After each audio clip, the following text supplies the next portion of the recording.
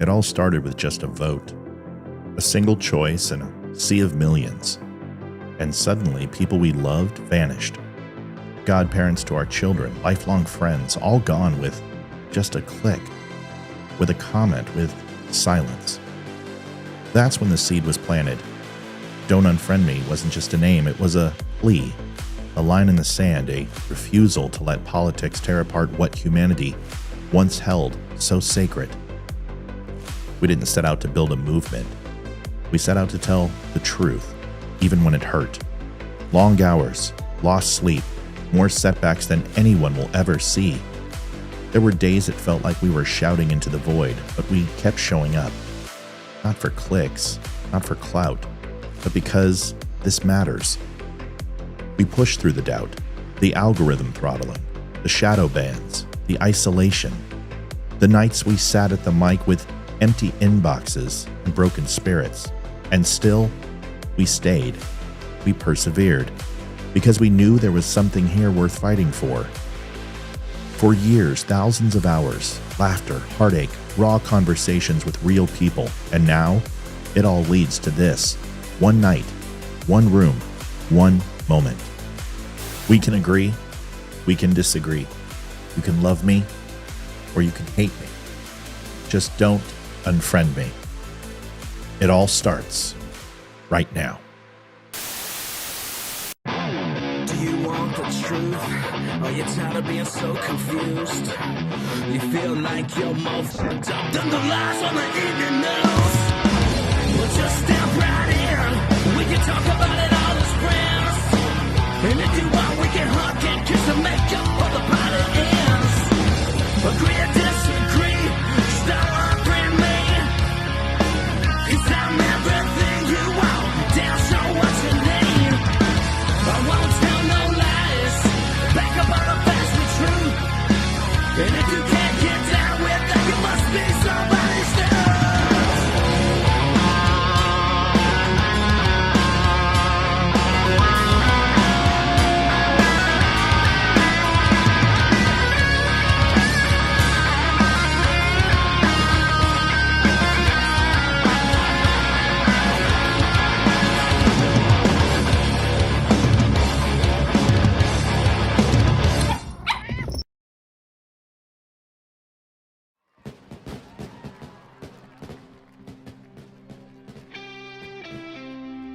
It's Red Friday, RED Friday, which stands for Remember Everyone Deployed. A movement designed to honor veterans and deployed U.S. troops by wearing a red shirt every Friday. As simple as that may be, Red Friday is a great way to back those who serve our country. Go to dumbshow.com and search for Red Friday to get your red on. When you get a sec, check out my buddy Matthew Spear over there at the Dumb Show. Dumbshow.com. Get to see people like yours truly right here. Maybe that's a reason for you to not check it out. But check it out anyway. There's a lot of people better than me on there that a lot better stories. But check them out, dumbshow.com. Matt, take care, buddy. God bless you, everyone. Adjusting transmitter output. This is the Don't Unfriend Me show with your hosts Matt, Leroy, Amy, and Olivia. Geopolitics, military analysis, and election coverage. Coming to you live on all major social media channels at The Dumb Show. Honest, direct, unfiltered. We can agree, we can disagree. Just don't unfriend me. Go. I look. Test 1 2, test 1 2. Yes, I can hear that. I've got nothing.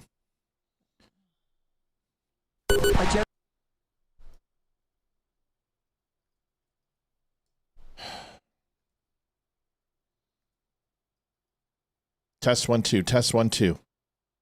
I can hear that. Olivia.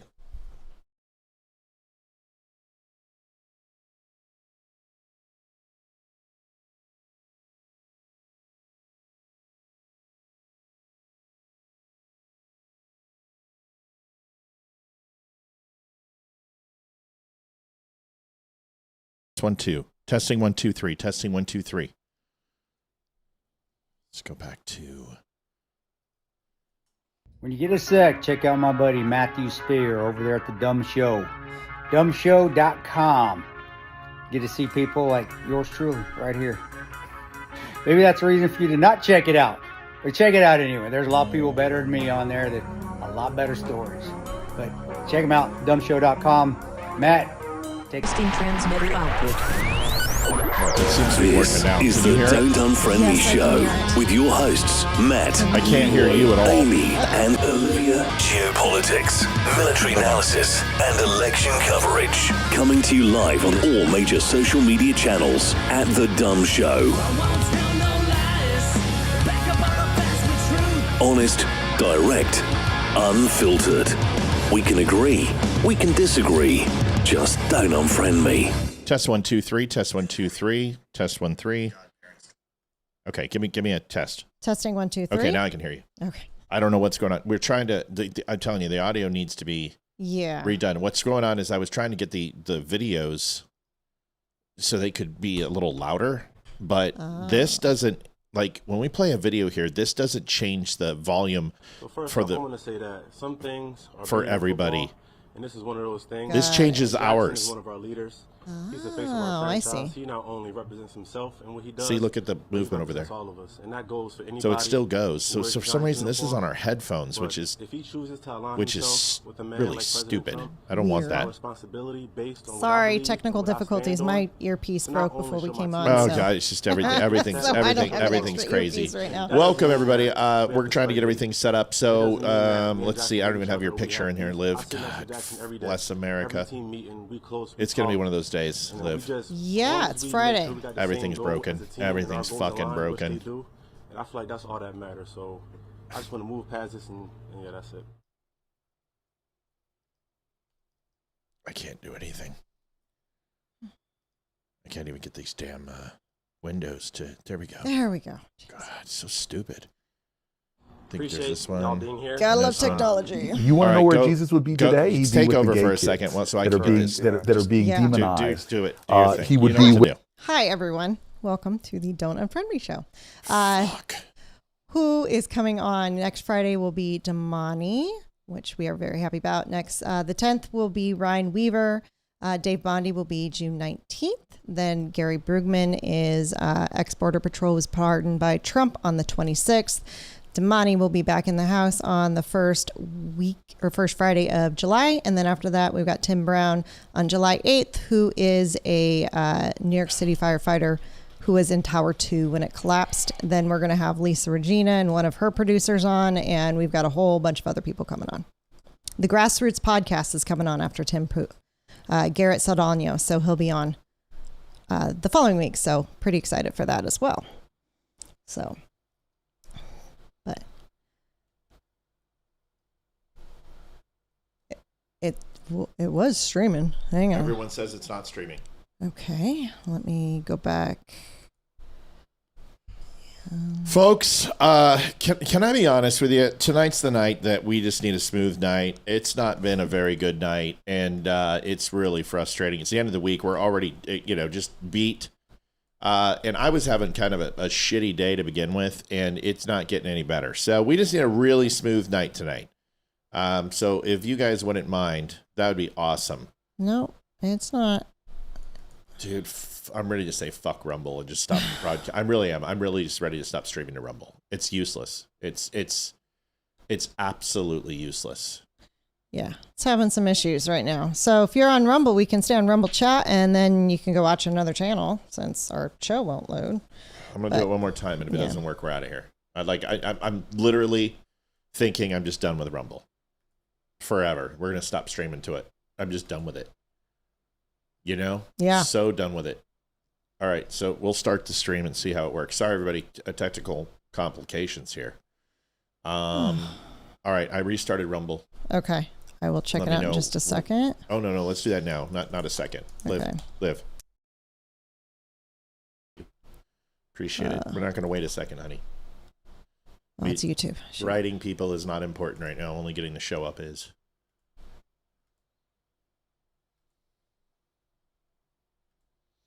We also need to delete Janisa Brazil. Okay, I'll get on there. There we are. We're on now. Okay. All right. Yeah, I think honestly, so let's have a discussion about it. Please get this fat ass Okay, hang on. off of our channel. Yep. You know, who is some fat Korean trying to get your credit card information. Who we should just bomb next. I am not in a good mood. All right, so here's the thing. I think going to so many channels is bad for the show. And I think YouTube stays. I think Facebook stays. But I'm really considering no more Rumble, no more X, and no more Instagram. Well, Instagram can stay because that's a huge channel for us. But X is a waste of space, and so is Rumble to us. We can't grow on Rumble. We're still at 1,900 followers. It's constantly not working. We need to have a discussion real quick. So let's do that. It's a Friday night. We're going to be on late anyway. So let's just have a conversation about it. Because at this point, it's all about saving steps. And, you know, Rumble, we make nothing. I think we make nothing on Rumble. No, we don't. Nothing. It won't grow. That's the problem. Well, it's just, I think Rumble is the number one thing that people say is that Rumble it has the people that they love, and they will not allow the market share to grow. And I completely agree with that. And where Facebook has another problem, there's too many, it's just too many, it's too much competition. But I believe we've cracked that nut. Instagram does fairly well. YouTube's on the rise. Facebook is inconsistent, but it doesn't matter. But it's just Rumble is. I just think we should go to less streams. I'm okay with that because X, no one is on. It's a waste of a window. No one is ever on X. I think in the 3 years I've been on, and X has been up, I've had maybe 20 comments, and that's it. Well, we get a ton of views on X, but it's never the channel will never grow. It's been shadow banned, and it's never. I will have to delete the channel and redo it, and it just I can't grow any followers. It's just we're completely shadow banned no matter what we do. We got some love from the chicks on the right. We got some love from Scott Levato, and that helps. But it's a Jack Dorsey account, and Elon Musk doesn't give a shit about fixing accounts. He just he has his people that he rewards, and he throws money at them.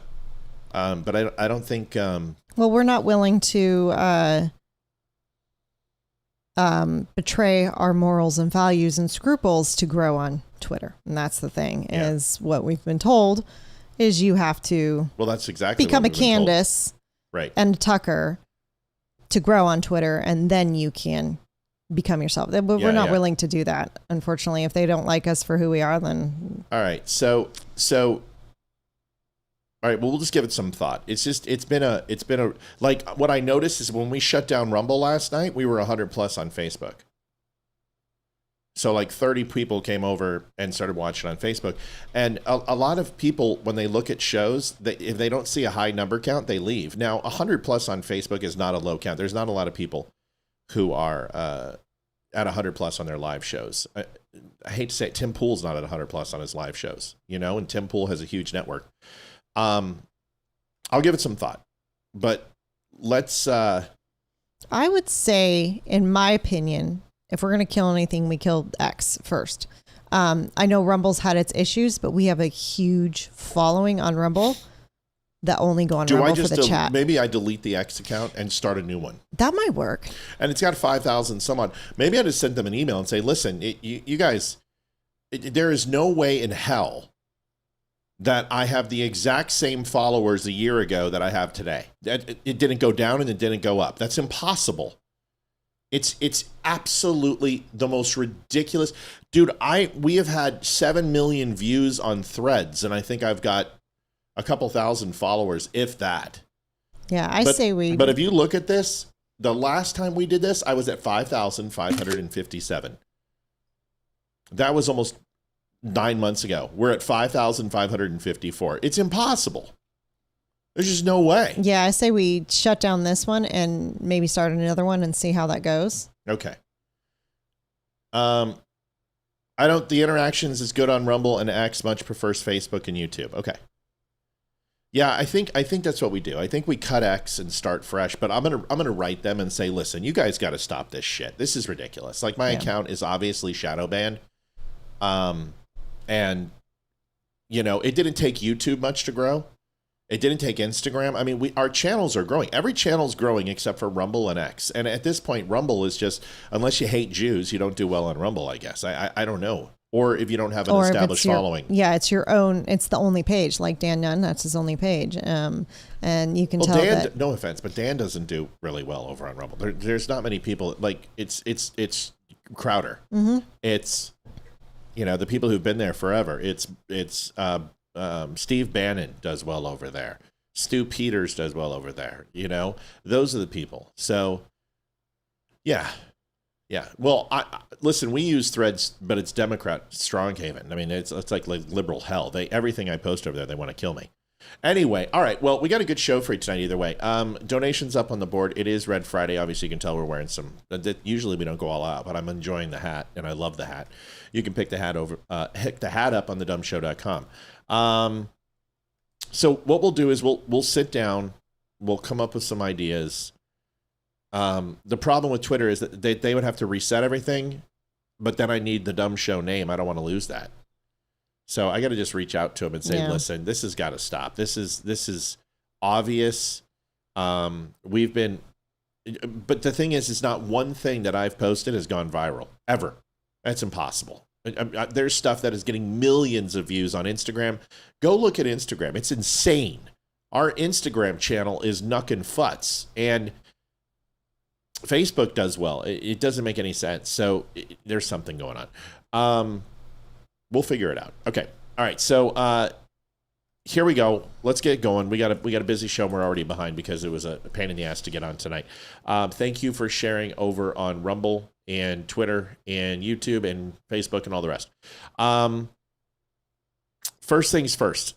Saw this, and you may have seen this. It was the California governor candidate Tom Steyer, and we had this trans athlete that I don't remember their name, and I don't really care, but he's been in the news as getting into women's sports. We showed the video the other night. I don't remember their name. I don't care. Yeah. But the governor candidate Tom Steyer gets in this video and aligns with this trans candidate. I'm going to show it to you. You can watch it. If there's any echo, let me know. The sound is screwed up tonight, so if there's any issues, please let me know. Thanks.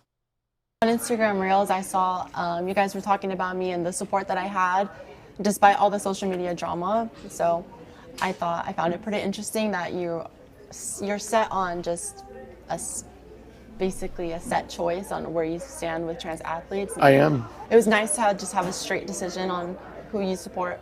Well, what I always say, and I think I said this to your mom, most people support you 90% of the time, just not the 10% you need them for. If we're going to be on side, then we're on side 100% of the time. I've been outed so many times over and over, doxed where I go to school. So I feel like more safety aspect and not just supporting, but protecting. Protection. I totally agree. Look, I was saying in this town hall, it's the job of the governor to stand between danger and Californians. And I mean it. And to make sure that people are safe and to protect them from all the malign influences in this world.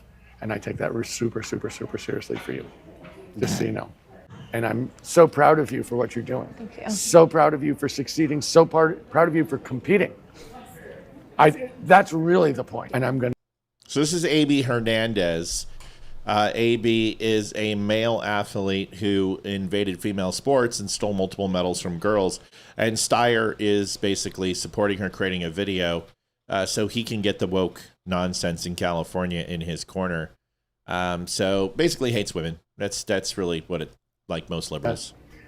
Hope like heck that you don't just make state, but you do really well there. Thank you. Deal? Well, it's guaranteed. Deal. Congratulations on what you've done as a mom, and What a- congratulations on what you've done as an athlete. Thank you. Way to go. Bunch of winners. Thank you both. Congratulations. You guys are special. He wants to take it from a tranny, I can tell. He wants to catch. So proud of you for beating all those girls, even though you're a male. What about I'm for protecting all Californians from danger. What about the women and the girls in those sports that man, the male goes into their locker room and changes and watches them change? That's not protecting. You are protecting the 0.5% population in California over 50% of the population in California. It's absolutely disgusting, in my opinion. Get that person. Yep. Got it.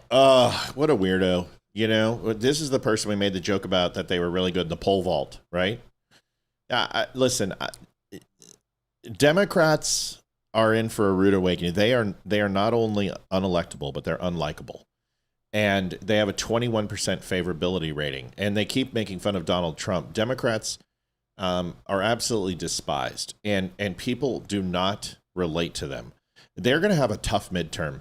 The numbers that I'm seeing, Democrats should be terrified right now. They should be terrified because their political capital financially is bankrupt. Morally, they're bankrupt. And people do not relate with their far left progressive antics at all in any way, shape, or form. Are you struggling to find it? Yeah, I can't get on my phone, unfortunately. You grab my phone because I have the master account. Yeah, I can't. Unfortunately, sometimes it doesn't pull up. So like it comes down to this. I'm seeing a push. You guys are going to notice this tonight. See, I can't see. I can't do it either. No, I can't see. There's a difference. It's not that I can't see. I'm getting too old. I got my contacts we both need reading glasses. It sucks. Tom Shin had a question. Does anyone know what % of the population are transsexual? You know what? That's a good question. This is an interesting statistic. It's a very small number, but if you take a look at the amount of trans kids who identify, it's like an increase of 2.7%. I think the overall transgender population makes up like 1.1% of the population. It's a very small number. But if you take a look at the youth, where they're at now over the last 10 years, it's almost tripled because now it's the cool thing to do. Did you look that up or are you typing to people again? No, I thought you had the percentage. Sorry. That's what you're for. You're the Robin Givens. You're the Robin Quivers. Your job is to do that. What are you doing? I'm trying to log in a chat. No, don't do it. I'll do it. Okay. You're just going to blow up your computer. Yeah. And I think the number is actually smaller. It's like 0.7. It's something very, very, 1.6 million. So like I said, 1.3. But 300,000 of those are adolescents between 13 and 17. So you know that's not going to last. So it's approximately 0.6 of the U.S. I said 0.7, but 1.4% of teenagers. And in the last 10 years, it's like 2.7% of teenagers. So it's an insane number of people. And this is what happens is the more focus you put on it, the worse it gets. Yeah, don't worry about it. But if we're in I've got a question, it's more important than typing. Okay. Like I'm all about interacting with the audience, but they can wait for a minute. And I think they agree too, is they much rather have the flow of the show go better than it has so far. Our country has been destroyed and we would have to pray and start teaching others. I don't know. This is the problem is I think the Democrats are shifting. They're going to try to hijack religion for this election. And I've noticed more and more are starting to quote scripture, and I've got a couple examples of it, but it looks like they're moving towards religion. And I think they recognize that there is a revival, and I think that they see the headwinds of it, and they see the tailwinds of it, and a lot of them are starting to move towards it. So I think you're going to hear a lot more from Democrats talking about scripture. And of course, it's all false. It's all fake. It's not real. But the ones who pretend to have faith, which would be Kamala Harris, Cory Booker, Nancy Pelosi, Joe Biden, of course, pretended that he was a Catholic. And, so we're starting to see a lot more of that. And I'm wondering how they're going to go ahead and do this. Tallarico is the reason why his resurgence is so popular in Texas, is that he is a pastor. He claims he is. And the Democrats are seeing how popular that is. So they might be getting some bright ideas to start embracing God, at least verbally, for their advantage. And, good luck with that when you get to the gates. But it's an interesting thing. So Cory Booker, this is what I was talking about, decided to start quoting gospel today, and it really pissed me off. And guess what it's about? What do you think he's quoting gospel about? If the California governor's talking about trans, what do you think he's talking about? He's talking about God being non-binary. No, he's talking about trans, because Tallarico's talking about it's really popular in Texas. So they're floating this stuff. You can start seeing the consistencies in their messaging. So they're starting to, God would love trans people. He would love illegals. So what they're trying to do is play to the emotions of people's spiritual side. So we're starting to see this. Does that make sense? Yes. So watch this. Here's Cory Booker. You want to know where Jesus would be today? He'd be with the gay kids that are being demonized. He would be with the trans kid who is being vilified. Look around who society condemns. He'd be in prisons with the condemned. That's where I think Jesus would stand and would be calling on all of us. Cast the first stone. We're calling all of us. Show me your mercy and your love.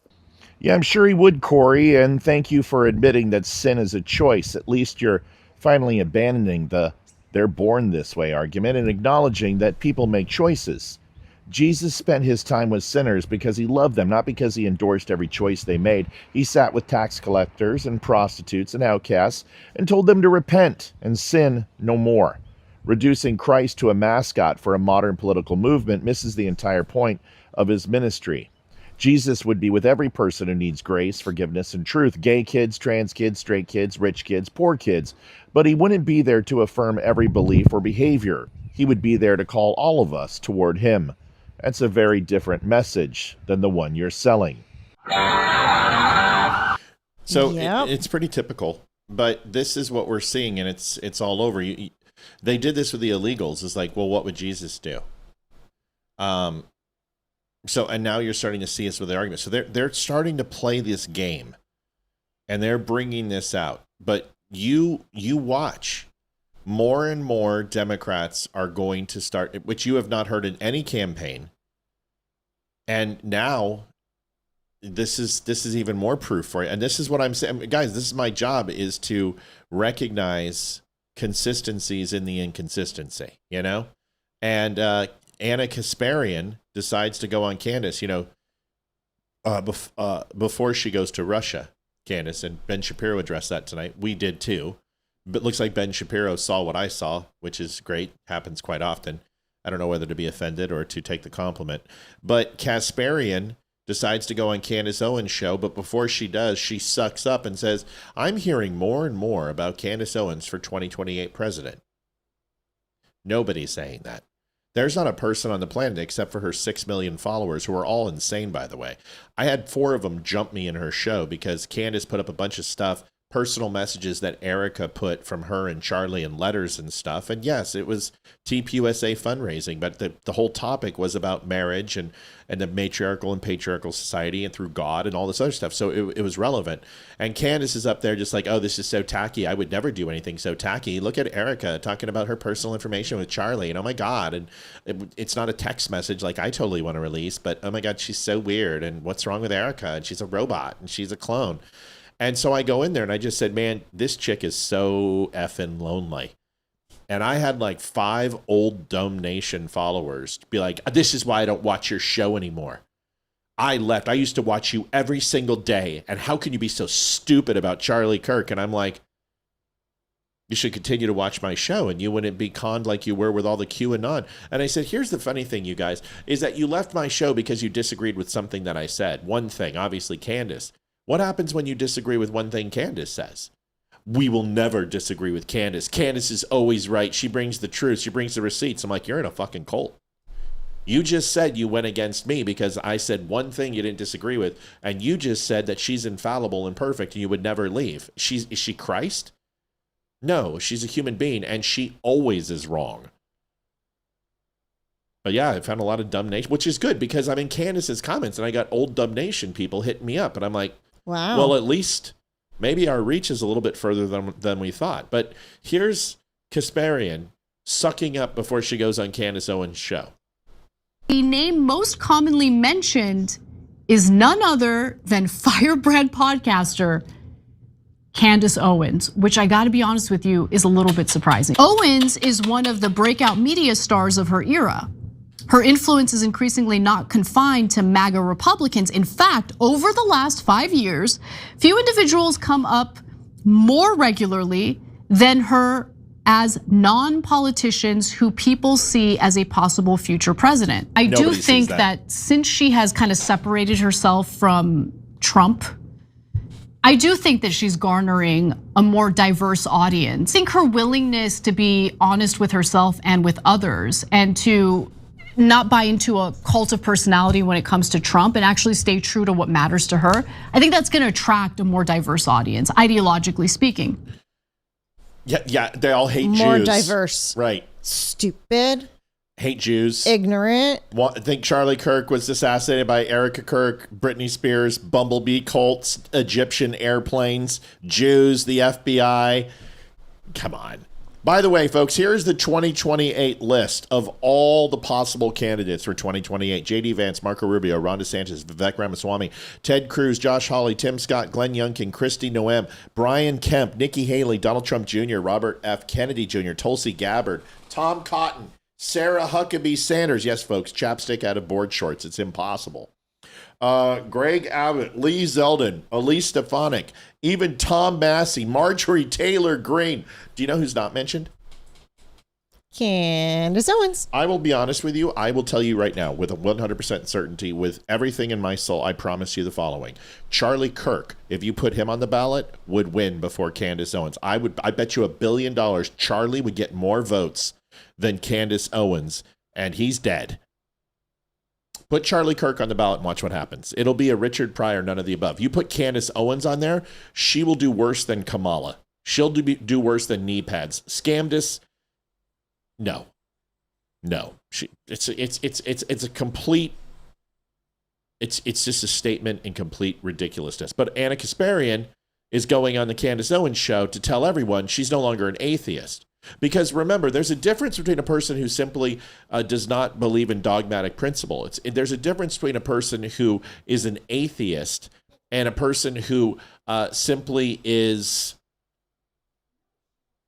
non-practicing, or a person who has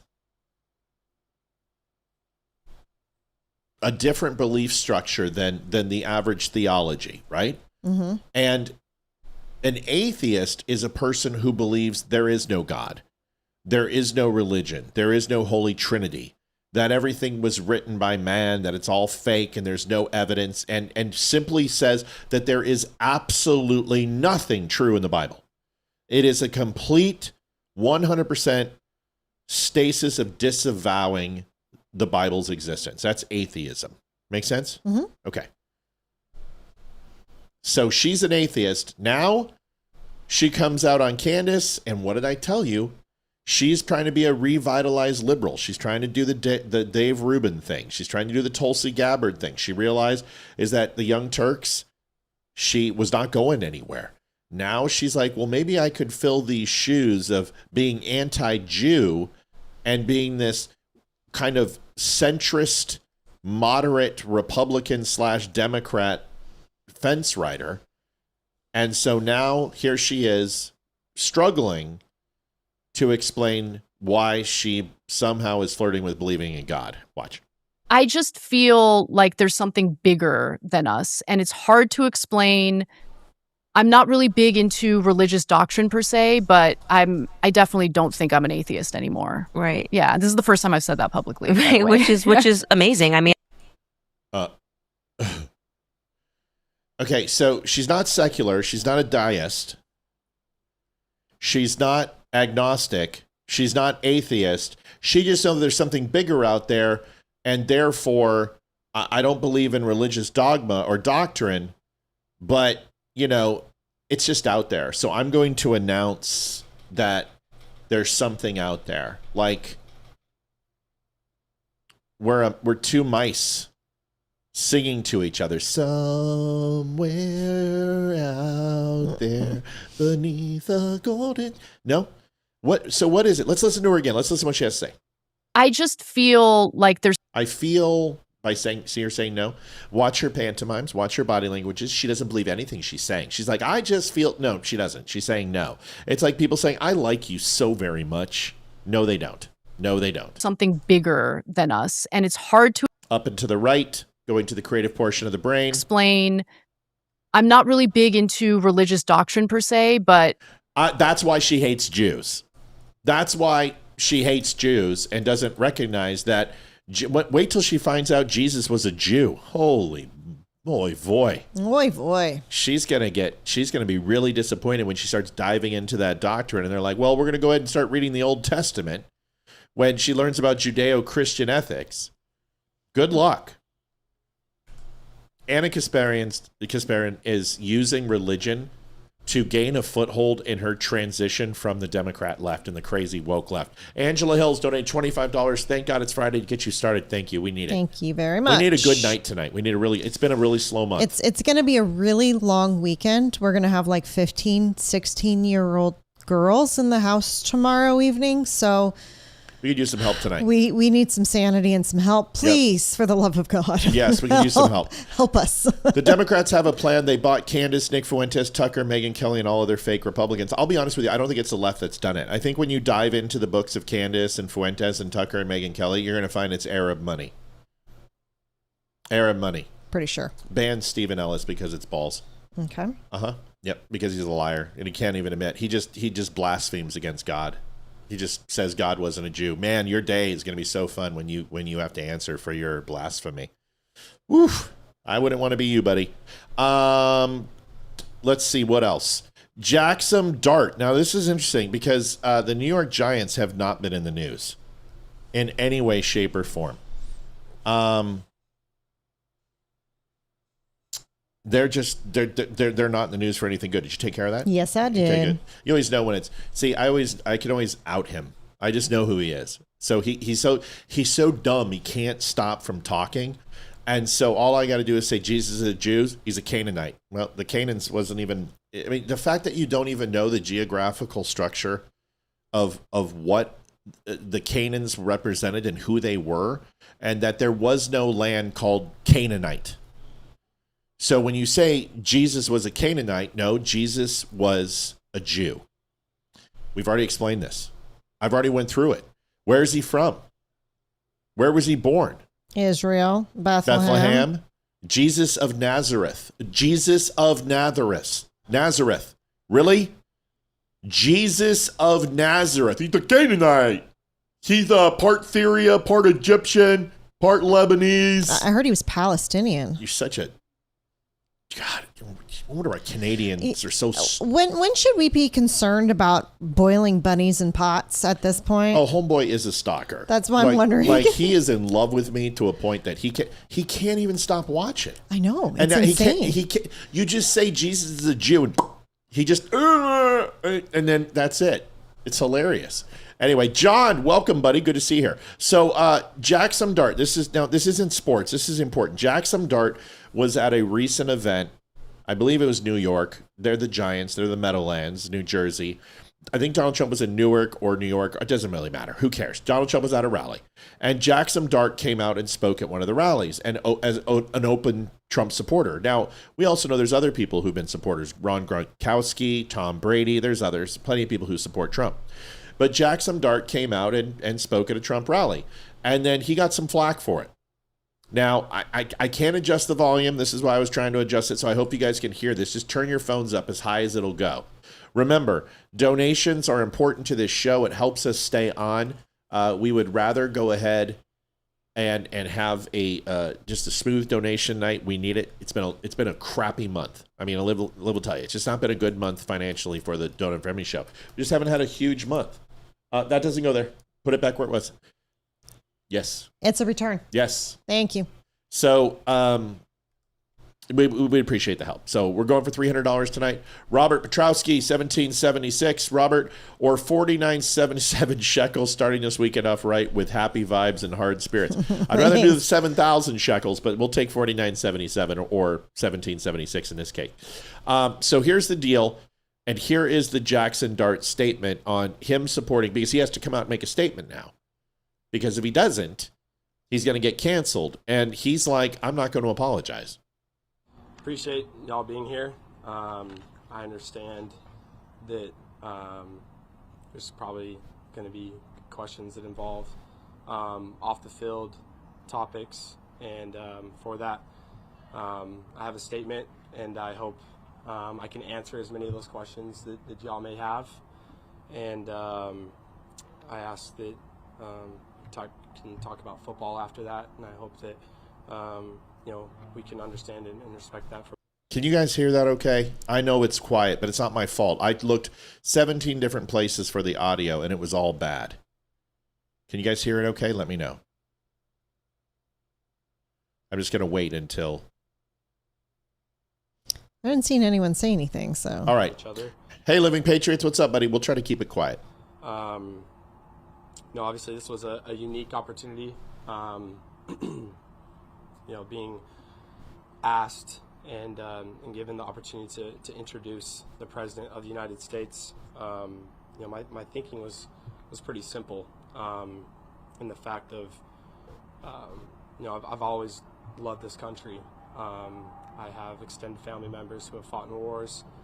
I have two uncles who have retired from the Air Force Academy and served themselves.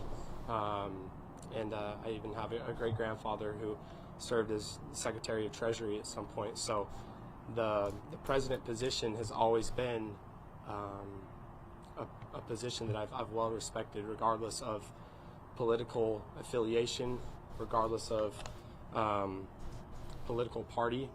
And my intentions were just that. I also understand in this world, politics can be a sensitive matter, a sensitive topic. I also understand that I am the quarterback of the New York Giants, and that involves a lot of responsibility. It's under a limelight, under a microscope, and there's a lot that comes with that, and it's been something that I've embraced. I've loved being here. I've loved the city of New York. I love the city of New Jersey, the people that I've met here. It's just been a really amazing experience, and there's not another place that I'd rather be. Most importantly, the people in this organization, my teammates, the staff, coaches, everybody that has a hand, Jose, you name it. I've loved making relationships with them and growing connections. So this goes on for another couple of minutes, and honestly, the kid's a very well-spoken kid. He's a good dude. He's got a hell of an arm, and he's a franchise quarterback. So a couple of his teammates came out, and I want to be clear here. You don't have to agree with what this guy says. But I will tell you, there's a lot of people giving one of his teammates a bunch of shit for coming out and disagreeing with Jaxson. And I'm sorry. I'm gonna try to say this in the most non-racial way. To have a black man who's an NFL player be completely articulate, direct, and make a valuable argument that is in direct opposition of Jackson's personal politics, good for him. Because you have people who come out who you can't even understand, like RG3, and then you have people like Shannon Sharp, or you have people who Terrell Davis, who are articulate, who are smart, who are intelligent, who could put 2 + 2 is 4. And to me, it's commendable to have a person come out and be able to say something, unlike Gronkowski, who Gronkowski 2 + 2 = 7. I want football players not only to be talented and excellent at what they do, but when they communicate at a level where you should listen to them, that you should listen to them and not turn them off. So I've got no problem with this. I want to get your opinion on it, Liv. Here you go. Okay. So first off, I want to say that some things are bigger than football, and this is one of those things. Jaxson is one of our leaders. He's the face of our franchise. He not only represents himself and what he does, but he represents all of us. And that goes for anybody who wears a Giants uniform. But if he chooses to align himself with a man like President Trump, it's my responsibility, based on what I believe and what I stand on, to not only show my teammates that I'm against that, but to show the world. And that doesn't mean that we have to spread hate. It doesn't mean that me and Jaxson hate each other or we have beef. I sit next to Jaxson every day. Every team meeting, we close, we talk. You know, we just, as long as we make sure we got the same goal as a team and our goals align, which they do, and I feel like that's all that matters. So I just want to move past this, and yeah, that's it. Yes, couple of opinions. Okay, one. And yes, that's the guy that was driving allegedly intoxicated, pulled the guy out that he hit and sat on him and beat the hell out. I don't care. People make mistakes, okay? I'm not going to get all judgy. That was an articulate, well thought out, whether I agree with him or not. That's all I wanted to say about that. Go ahead. The rest of the country can take an example of those two young men. Yeah. Because they are complete opposite sides of the political spectrum, but they're teammates and they respect each other. Correct. And I think that's awesome, because that's what this country is supposed to be about. You don't have to believe what your neighbor believes, but you don't need to hate them for it. But this would be reason number 1,236,552 reasons why I hate the NFL. Yes. The entire U.S. men's hockey team, well, minus a couple players that went home, went to the State of the Union address. Not one of them had to come out and hold a press conference and apologize. Because they wouldn't. Or say the reason they went to the White House and they went to the State of the Union and they were greeted by President Trump. Not one of them had to explain themselves. It's the fact that this quarterback was invited by the president to introduce him. It is an honor to do that. It should be an honor for anyone to do that. And he has to go and explain himself for this? No. The NFL can kiss my pucker and suck it. I hate the NFL. The only reason I watch it is for my son. I do. Well, you're not the NFL. Oh.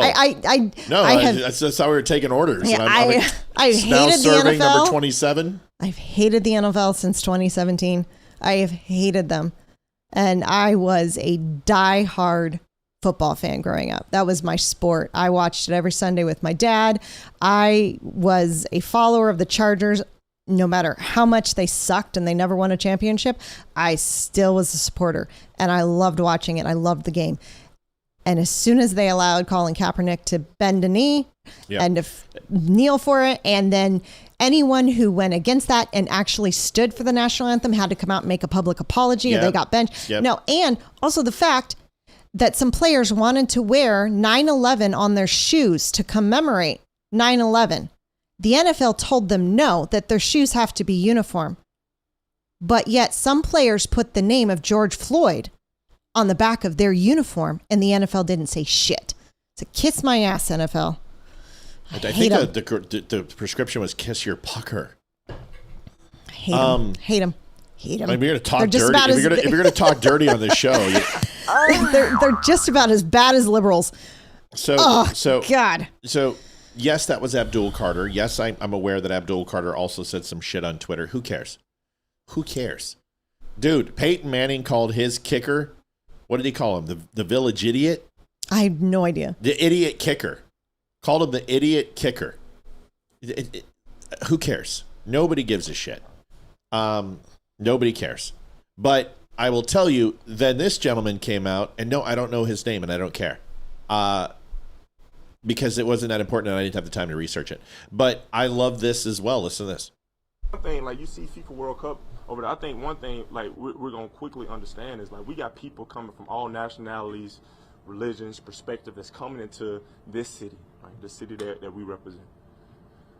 Are we just going to get mad and say, oh my God, why are these people from there coming over here? They taking all the parking spots. They doing all this stuff. Are we going to embrace the diversity that sport brings us? Are we going to embrace the platform that we going to get to cheer, celebrate, or cry? Have a kick with our buddy. Have a tough conversation with our sister about what's going on in this country right now, or what's going on in the world right now. I think that's what is bigger than that. And I think this team is going to benefit from being able to deal with this situation that's been put on us about opinions, circumstances, conditions, and facts. Even if they're true, they're still opinions of other people. We know what we represent up here in this building. We know what we get paid to do. But a lot of us are opening our eyes to the influence that we do have on the whole world. And that's a beautiful thing. When you can humble yourself and realize that, man, I got impact. I can. Yeah, you shouldn't talk ever again. Your other teammates did just fine, and you were like, you know what, man, I'm going to get in some of this shit and start waxing some intellect. You should have just not talked. Okay? Because those people who went to the World Cup are visiting with a passport, and then they're leaving. So I don't care about this diversity bullshit. You want to come here legally? Fine. You want to go ahead and what about the people who sneak into the game? What about the people who jump the wall, jump into the stadium and don't pay for a ticket and sit in your seat? What are you going to say? You're going to say, get the out of my seat. Oh, no, you can't do that. Your diversity is lacking. You need to embrace those people. You need to embrace what makes us different. No, they're a criminal. They stole my seat. No, that's too bad. You're being a racist. You're a xenophobe. You're a homophobe. You're a transphobe. You're a Nazi. So don't give me any shit. If someone's coming in and playing the Three Little Bears, oh, I sat in this chair and it was too small. I sat in this chair and it was too big. I sat in this chair and it was just right. You know what you're going to do? You're going to shoot them in the head. You're going to be like, you know what? That guy's just in my house now. I need to be diverse. This is the dumbest. Just some people shouldn't talk, and that's my reference. Don't talk. Just put your fro pick in and shut up. And that's for the white boy, too, who's completely a knuckle dragger meth head. I don't want to hear from you either.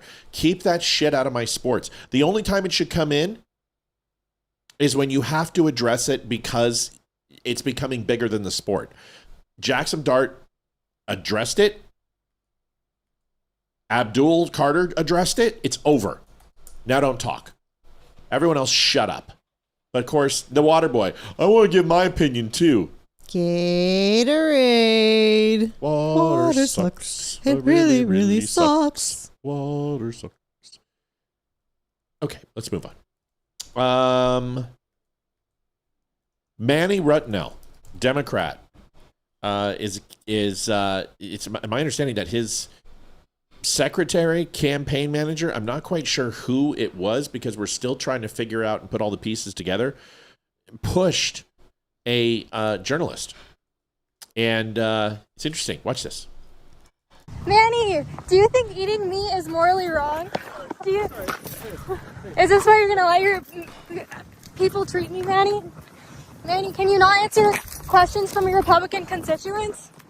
That's assault. And, Yep. and just because you're smiling like a complete goober, look at this douche.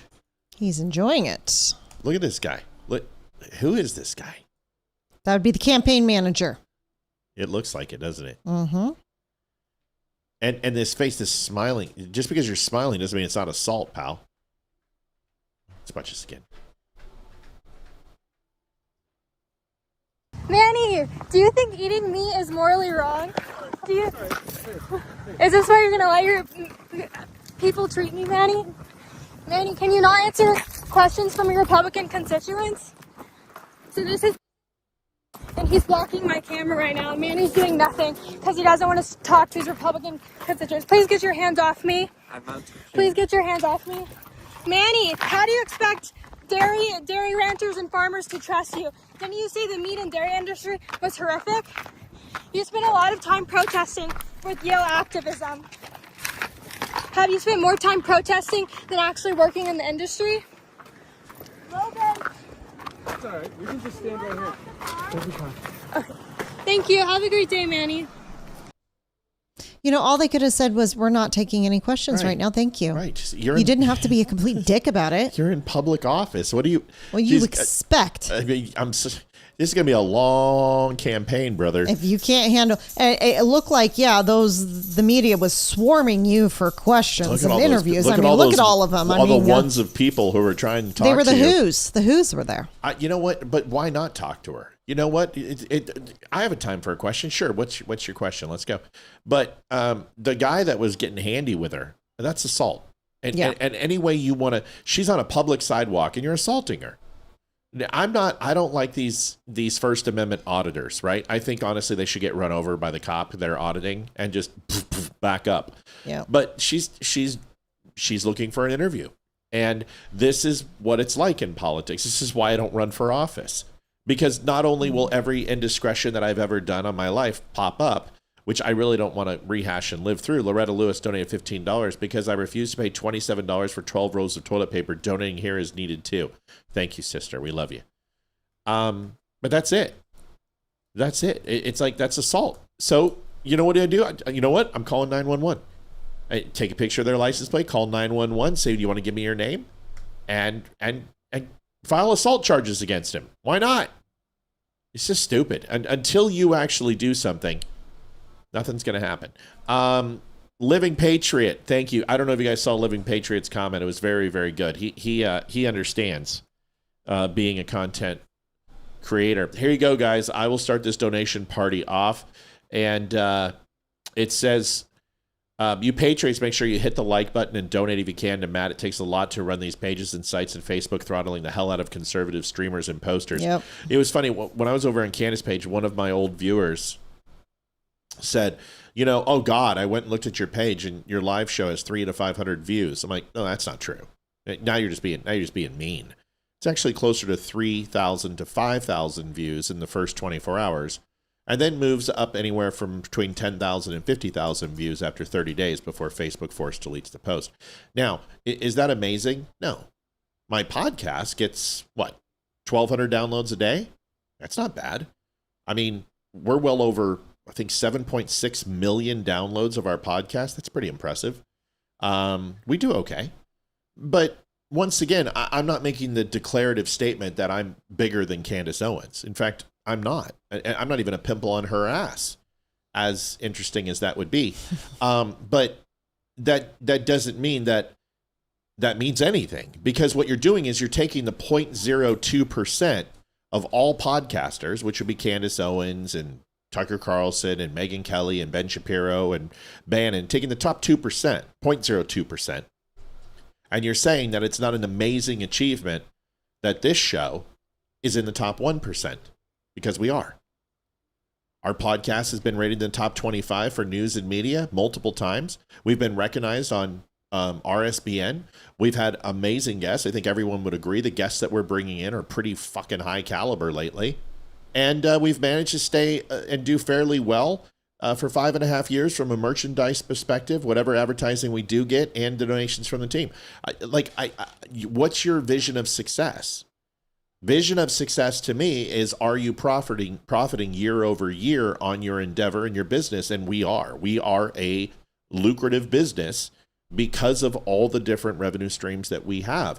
And some are better than others. And the donations absolutely help us, like they are the biggest revenue stream we have. But it doesn't change the fact that I don't compare myself to Candace. I never would. Because if all it takes is that I have to sell my soul and start hating Jews to be successful, I would rather be unsuccessful. If it means I have to lie to people and not tell them the truth, and yes, have my good days and bad days, grumpy days and happy days, and some days it sucks and we can't get the sound to work, and other days it's just flawless and perfect, I'll take that. I'll take the inconsistency over constant admonishment and lies and deceit. So once again, I would rather compare myself to somebody like Damani Felder, I want to compare myself to Crowder. I want to compare myself to Ryan Samuels. I want to compare myself to Scott Levato or Barry Morgenstein, because these are the people who I have collected. And the one thing that the one thing that this podcast has done is all over the United States and honestly the world, we have collected a great amount of friends. And have you guys noticed that people keep coming back on the show? I wonder why. And how many times do you hear testimonials of, wow, that was amazing? So either they're lying or there's something special about this, but it just hasn't went to a point of catalyst. And I don't think it will. But I will tell you what, I believe that this show truly will take off when we cover the Charlie Kirk hearings. I think that is when it will really, really kick off, because a lot of these people who went to Tucker, a lot of these people who went to Candace, they're going to leave and they're going to be looking for somebody. And we're open arms to bring them back here to the Don't Unfriend Me show. Just, you have to have a little bit of humble pie, and you're going to have to realize that maybe you're not as good at this as you thought you were. It's we just need one interview on Fox. We'll be good to go. It's really all it takes. It's a black swan event. But you know what? I'm fine with an interview on RSBN. I'm fine with having chicks on the right on. That type of growth is what we care about, because it's organic and it's real. You know, or we piss off the ladies on The View so much they mention us. Oh, that's how the chicks on the right grew. You know, you were talking about your grumpy days and happy days, and all of a sudden my brain's like, Sunday, Monday, happy days, and start going to the theme song for Happy Days. That's funny. LA residents makes fake homeless encampment right in front of a candidate's home. They literally bring in tires and people who look like drug dealers, and here it is. It's all mock, it's all fake, and I thought it was really interesting. Watch this. Fake homeless encampments set up outside LA City Councilwoman and mayoral candidate Nithya Raman's home. This is happening all over the city, and we brought it to her doorstep so she can see what other people are going through. A man who claims he helped organize the stunt spoke exclusively with Fox 11 with his face covered. All the political violence that's been going on, it's really important that people protect their identities. Tents, trash, old tires, and a barbecue Monday morning, all outside Raman's home. Basically doing a parody ad for her. Like, if we were in charge of her campaign, this was the ad that we would make. They feel like this draws the line. Yeah, I think that, it's a public street, and I can see where she's upset, but to think about everybody else that's going through the same thing constantly, that are being ignored. I think it's great. Me Why? Too. Me too. It's a public street, and you know what? They're Poop not on her doorstep. They are not doing anything to fix it. So right. Fix the effing problem, and this won't be an issue. Right. Pretty simple. Like I say, illegal immigrants, just drop them off in these cities. Drop them off in sanctuary cities. What happened when you did that? They flipped out. Put them in these. Drop them off with a helicopter. Put them right inside the governor's mansion. Let them sit there. Oh, no. Or all the Hollywood stars that are all about, right. Oh, my, like Billie Eilish. Let them go live there. They've got the room. They've got to, and then she has to give up her security team, too. Like, deal with it. So what you're saying is that real homelessness is okay, but play acting is not. So, therefore, you're now going to denounce trans people? Because they are simply identifying as homeless, and now you're discrediting them. Isn't that interesting how that works? Oh, always. Hypocrisy, folks. It's so easy on the left. Tallarico and Hexeth. This is an old interview between Hexeth and Tallarico where Tallarico's, oh man, his past is coming up to haunt him. I mean, it's bad. I mean, I must see 50 clips an hour of him just saying stupid shit. And it's interesting to say the least. Real quick, folks, this will be the last weekend that we don't have our new commercial, because Mel's going to beat us if we don't. We're going to be filming that sometime this weekend. Between baseball and birthday it doesn't parties, matter. It has to get we'll done. figure it out. It has to get done. It has to get done. So we will have our new commercial. We're sitting at 67.76. We're going to be on probably till 9:30 tonight. But we do want to try to hit goal as quickly as we can, and 67.76 ain't going to do it. So if you guys have not had a chance, please help the show. We're going to show one more video, and hopefully we can get a couple shots in here so we don't have to play the commercial. Tallarico and Hexeth, here it is. Listen to this. Are you okay with voter ID? So voter ID is currently required in the state of Texas. I opposed having to How about have a for mail-in driver's license ballots? to vote. How about having to send your ballot in? Should you have to prove who you are? Because that's what Democrats are opposing. Pete, I just said I oppose voter ID. Currently, it's a law in Texas, but I oppose that law because I think you don't need it. You oppose voter ID? You don't think the most sacred obligation of our republic, you should have to prove who you are in order to vote? So there are a lot of Texans, actually hundreds of thousands, who don't have a driver's license. Yeah, this guy's, listen, Democrats, you are under the delusion that this guy is going to win. And I will tell you, just because the polls are within 10 points, I think there's 28 to 32 million people in Texas. Would you check that out for us, please? Okay. Yeah, just use your phone. So even if it's 10%. You said the population Yes, of Texas that. Yeah. Okay. Even if it's 10%, let's get the population. It's got to be maybe even 38 million. It's a lot. 31 million. Okay, as so of I said 28 to 32, so I was right. Okay, so 31 million. So at 10%, that's 3.1 million. At 5%, that's 1.55 million. That's a lot of votes. So Ted Cruz and Beto O'Rourke were polling well. You guys, do you understand that Spencer Pratt just went ahead and out fundraised for this month alone against Karen Bass? She raised $326,000. He raised $2.7 million. Oh, nice. Now that people are hearing that it's not Cornyn and it's Paxton, do you really think that money is not going to come flow in for Paxton? Tallarico has an uphill battle. He is a closeted gay, non-meat eating, blasphemous, gun-grabbing little commie. How does he expect the cattle capital of the United States he's against eating meat, and the Bible Belt against religion? How does he think he's going to end up doing this? Because he's going to get $70 million pumped into his campaign by liberals. That's why. That's why. It is what it is. It is what it is. What can you do? Oh, his balls back trolling. Oh, Matt always picks on people that says it's me, but I just happen to always be in the same room when Matt says it's me. That wasn't me, you dumbass.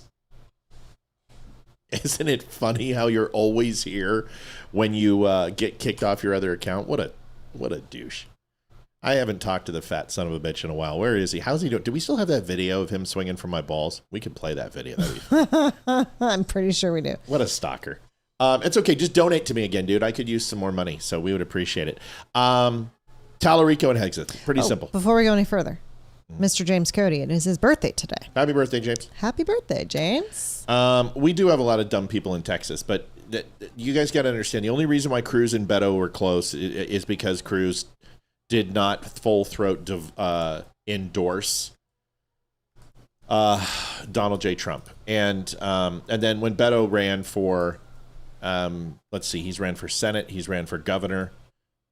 He loses everything he tries to run for, and this guy's Beto 2.0. They just keep throwing the same effeminate males, at the wall to see if they'll stick. Here's the View.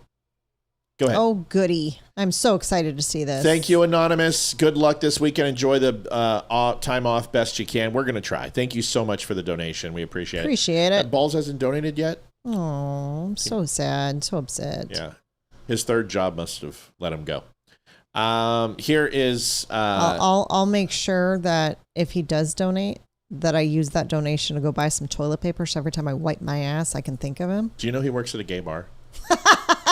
Does he wear the assless chaps? I'm not kidding. I know you're not. That's why I'm laughing. He works he's a waiter at a gay bar. That's one of his jobs. The guy, if you look at his resume, it doesn't surprise me. It's really bad.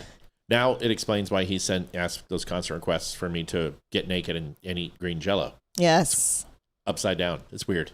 It's a weird fetish, but he does work at a gay bar, and it just should tell you all you need to know about balls. I mean, his balls is in his name, for God's sakes. You know what I mean? It's what he dreams about. It's weird shit. But hey, stalkers come in all shapes and sizes, But at least he works at a gay bar.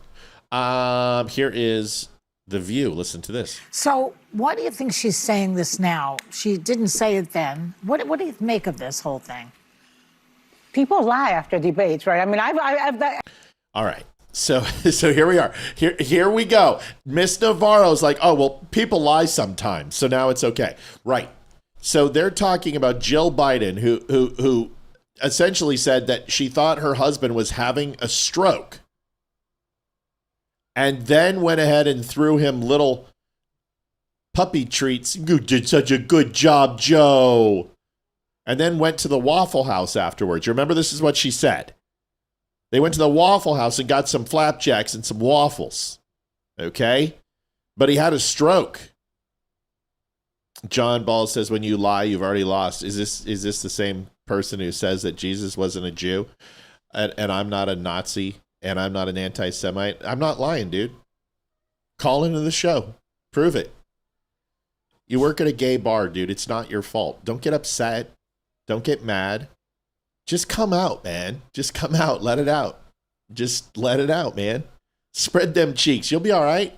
Just take it like a man. You'll be fine. But, dude, this repressive latent homosexuality you have for me, isn't it hilarious that the chicks on the right, I'm like, hey, you have a stalker. His name's John Balls. Do you know who he is? And they're both like, we don't know who the fuck he is. And they only cuss like twice. Dude, you work so hard to stalk people. I'm the only one who gives you attention. No wonder why you keep coming around. Working at the Blue Oyster Bar. Brian Chase donated $20, came from Chicks on the Right, stayed for the honest takes. Thank you for your service. Thank you, Brian. We love you. We Welcome love the to the chicks. show. We love. Hey, John, does that make you mad that Chicks on the Right fans are watching our show and they don't know who you are either? Gay bar. Oh, wait till I tell you his second job. All right, moving on. Here's the rest of Anna Navarro. I'm just that Fluffer comes to mind. Oh, absolutely. The jizz mopper in the theater who has to clean the glass. It's him. It's him. He knows it's him. Anyway, at least he gets free porn. All right, so Navarro is upset and then starts to explain away. You just plain ignorant. What is that, Ebonics? Bro, you're white. You just plain ignorant. At least I can spell. Hey, John, can I ask you a question, please?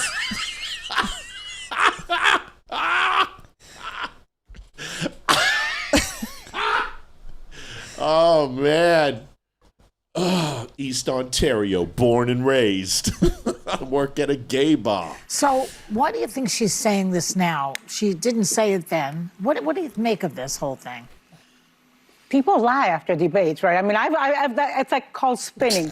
Every time I have seen debates where there's clearly one candidate who has her right eye is like literally just like going into, oh man. Just twitching. Yeah, you own me, buddy. That's why I go to your page. What page? Oh, you don't have one. Dude, you don't own anything. That's the thing, you rent. You don't even own anything. You're broke. The next thing you know, you get the press. So-and-so. I love that I got you to come on your main account now, so now I know how to target that one and all the others you have. Enjoy the 2-week wait until you can get on again. Won the debate handily. Yeah. That's happening. She's not going to go out there and say, Joe, you bombed. He was still running what for would you president. have said if you were her? Joe, you did great. I mean, if it's your husband running for president, I think she was doing what a political spouse and what somebody supporting her husband. At that point, they didn't know if he was going to continue running or not. He was still running. I believe her because I think I believe her in this interview. I think Jill Biden is a truthful person, and I also think I suspect she's watched it a lot of times since. Which is different than watching it in real time when you watch. We just watched it right now, and we both said, this is painful to watch. It was painful to watch. Pink Pony Club. Sorry. Does John work at the Pink Pony Club? Dude, I haven't had a chance to screw with John Balls in a while. It's a love-hate thing, I got to appreciate him just a little bit sometimes because he makes me laugh. And it's nice to know that I'm in his head rent-free. Go ahead. So my take on this is, Yeah. what would you do? What would I do if I thought my husband was having a stroke? I'd call the paramedics. And here's the thing. If she thought he was having a stroke and she actually called the paramedics and they came out on that stage, he would have done much better. And something tells me that the election would not have gone like it did because he'd have the sympathy vote. And that's just my opinion. She could. Well, but nothing was going to compete with Trump taking a bullet in the ear. You know what I but mean? no, but I'm sorry. I'm not going to be like, oh, you're having a stroke, but you did such a good job. Let's go get some ice cream and waffles so you can have more of a stroke and be even more brain dead than you already are. Seriously? She didn't believe she was. She's on a book tour. She's trying to sell her book is what she's doing. That's what it's all about. Folks, we have a quick production update, unfortunately, and we have to take this right now. The Dumb Show would like to announce this year's recipient of the Stalker of the Year Award. And it goes to Jonathan Swinging from Matt's Balls Nicholson.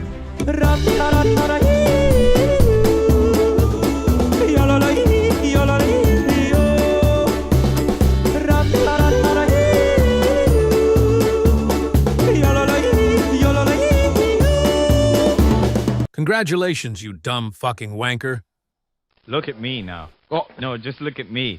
Don't look at him. Oh, get out. Zoom in on me. No. Okay, zoom out. Now look at Ho's head.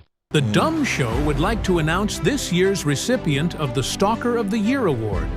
And it goes to... I missed that video. We should continue to play that video a lot. The chicks on the right never made you a video, bud. I did. I made you a video. They didn't. Where's my love, like your love for your patrons in your gay bar that you work at? Dude, it just gets boring owning you. You know what I mean? It's kind of like owning the retard on the short bus. Robert Marlar donated $26.25. Booyah! You know how some jobs, it's like if Hayden were to work at Boot Barn, her entire paycheck would go to spending money in there. Yeah. I'm wondering if that's the exact same thing with him, is he spends entire paycheck where he works. Dude, the guy gave us $250 and he hates us. That's kind of weird. You know what I mean? I think honestly he watches the show and he's waiting for acceptance. I really do. We're such a wanker, we might accept you. No, but we've tried that. Like the time of forgiveness is over. I mean, the guy can't even admit that Jesus is a Jew. He hates Jews. He doesn't know why he hates Jews. He doesn't know any Jews. I hope that when he finally comes out of the closet, his lover is a gay Jew. Let's see if Barry Morgenstein is available. Oh my God. Yeah, Shelly's a cover. What a cover she is. That's a good-looking woman. Barry is not gay. Trust me, I've tried. I tried. He did post a picture of you this morning. He did. Oh, yeah, and it was a good-looking one, too. It was a great one. So did you see my comment after my reply? No, I didn't. I don't read that. What did you say? You said I'd do them, and I said so would I. That's great. So Spencer, no, here we go. SRT team, emergency response team, essentially. It has been deployed to Newark during these outside the ICE building. Tonight is going to be a very different night. If these idiots decide to do this, they're going to be in trouble. And I have an update on the clown that said that he was going to murder ICE agents. We'll do that next. But here's the SRT team that's been deployed.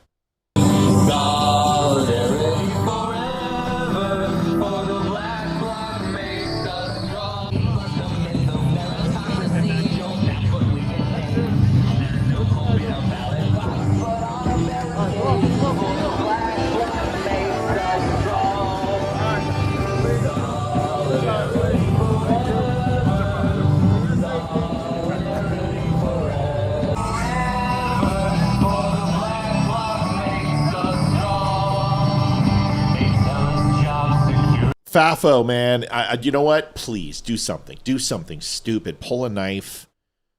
Make a threat. Do it, please. I can't wait for these videos. I mean, like at 10 o'clock tonight, instead of going and playing a video game or watching a movie, I'm literally going to be eating popcorn, waiting for these videos to drop, where the SRT team literally wraps these guys up and just floor plants them. I'm really hoping for it. But remember that guy last night who said that he was going to kill ICE members. He said, I'm going to kill your family. Well, here's the response. I'll kill your whole family. Your whole family's dead. Come on. Children, your wife, all dead. Put it, my boy. I have your face, mother. And they have yours. And what you don't have is facial recognition software, IP addresses, thumbprints, DNA, witnesses, and just about every other way. They know every single person outside there. And you are now famous. Listen to this. We see his face, and I promise you, we will find him. And when we find him, we will arrest him, because it is a crime not only to threaten law enforcement, but not surprisingly to threaten their family as well. Good luck. I hope that guy enjoys prison. I know Balls would. So, Balls. Spencer Pratt responds to reporter in a very clear and concise manner. I got to tell you, Spencer Pratt is gaining steam. He's sitting at 22% in some polls, if you believe those polls. Does he have a chance to win? I don't know, but I would really, really like it if Karen Bass is ousted, or at least receives not enough support, and something else happens. Wouldn't it be great? Because she's a POS. SRT team is very much like FBI's SRT team. It essentially it's tactical. They are a unit. They are extremely good at close quarters combat, apprehension, tactical takedowns. They're like a special forces unit. Essentially, is what SRT is. If that helps connect the dots. Either way, they are in some deep caca trouble. Good. Not in a good spot. It's not going to be good. Like, nothing's good when the SRT team shows up. You know what I mean? It should happen everywhere. I mean, well, yeah, you should. Why not? But anyway, they're called SRT, is Special Response Team. Just FYI. Okay. Here is Spencer Pratt on with NBC, who had some questions about if he's just trying to grow. So they tried to get him on the Bel Air Hotel. Did you see what he did?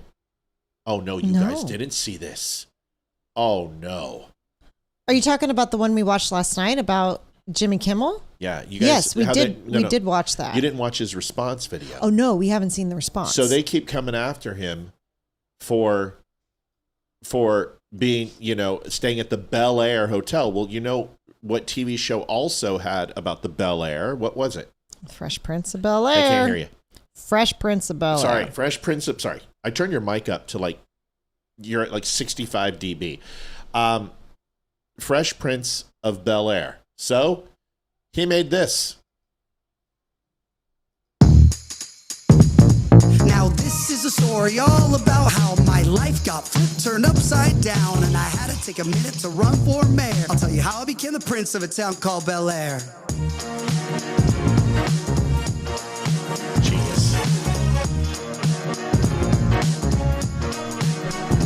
In West Los Angeles, Palisades, in my backyard is where I spent most of my days, feeding hummingbirds, relaxing all cool, avoiding all the bums outside of the school. When a couple politicians who were up to no good started making trouble in my neighborhood, I got in one little fire. My mom got scared and said, "You're moving in with Harvey Levin in Bel Air."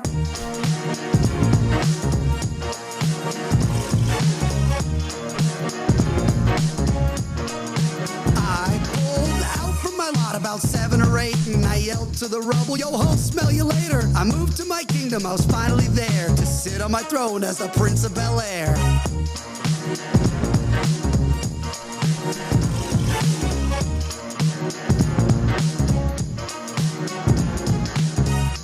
Dude, genius. Troll master level. Amazing. Achieved. You guys is great. I don't even care if he does anything for the city of Los Angeles. Let it all burn. Just keep running and making those ads and keep running for office, because I'd vote for him. He's amazing.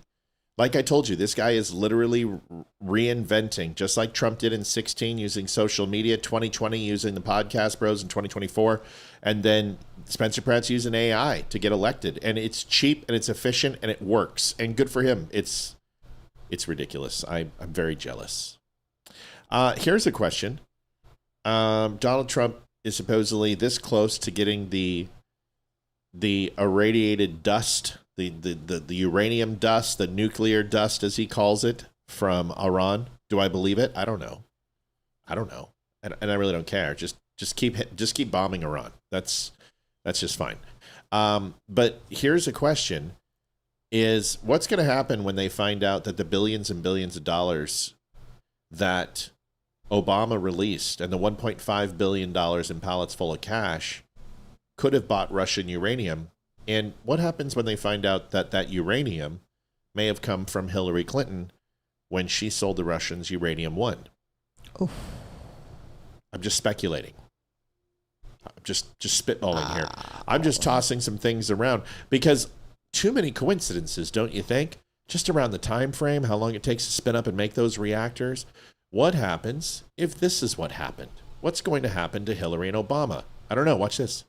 President Trump just got on Air Force One for a quick trip to Arizona for an event that we'll see later on today. He didn't take any questions, but he just told CBS News, he basically explained why it is that he is so confident a deal is about to be closed with the Iranians. He says that they have agreed to let United States, not troops, just somebody from the United States, go in to Iran with some Iranian officials to collect leftover uranium, what he calls the nuclear dust, and then bring it back somewhere to the United States. That has been the key to all of this. The president earlier today disputed a report in Axios that the U.S. might unfreeze $20 billion in Iranian money in exchange for getting them to fork over all this uranium. He says not a dollar will be exchanged in any way. So we will definitely hear more about this once he gets to Arizona, but there's a lot happening, and it is possible that just remember, I don't think you're hearing that anywhere else.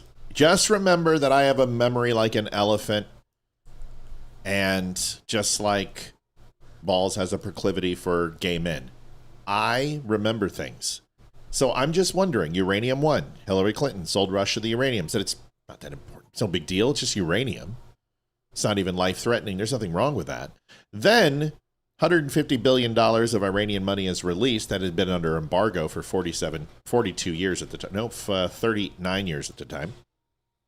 And then $1.5 billion in cash. We know it funds terrorists. We know it's funded events, Saudi Arabian air attack. We know it's led to rocket attacks in Israel. It funded Hezbollah. It funded the Houthis. It funded JIP, Hamas.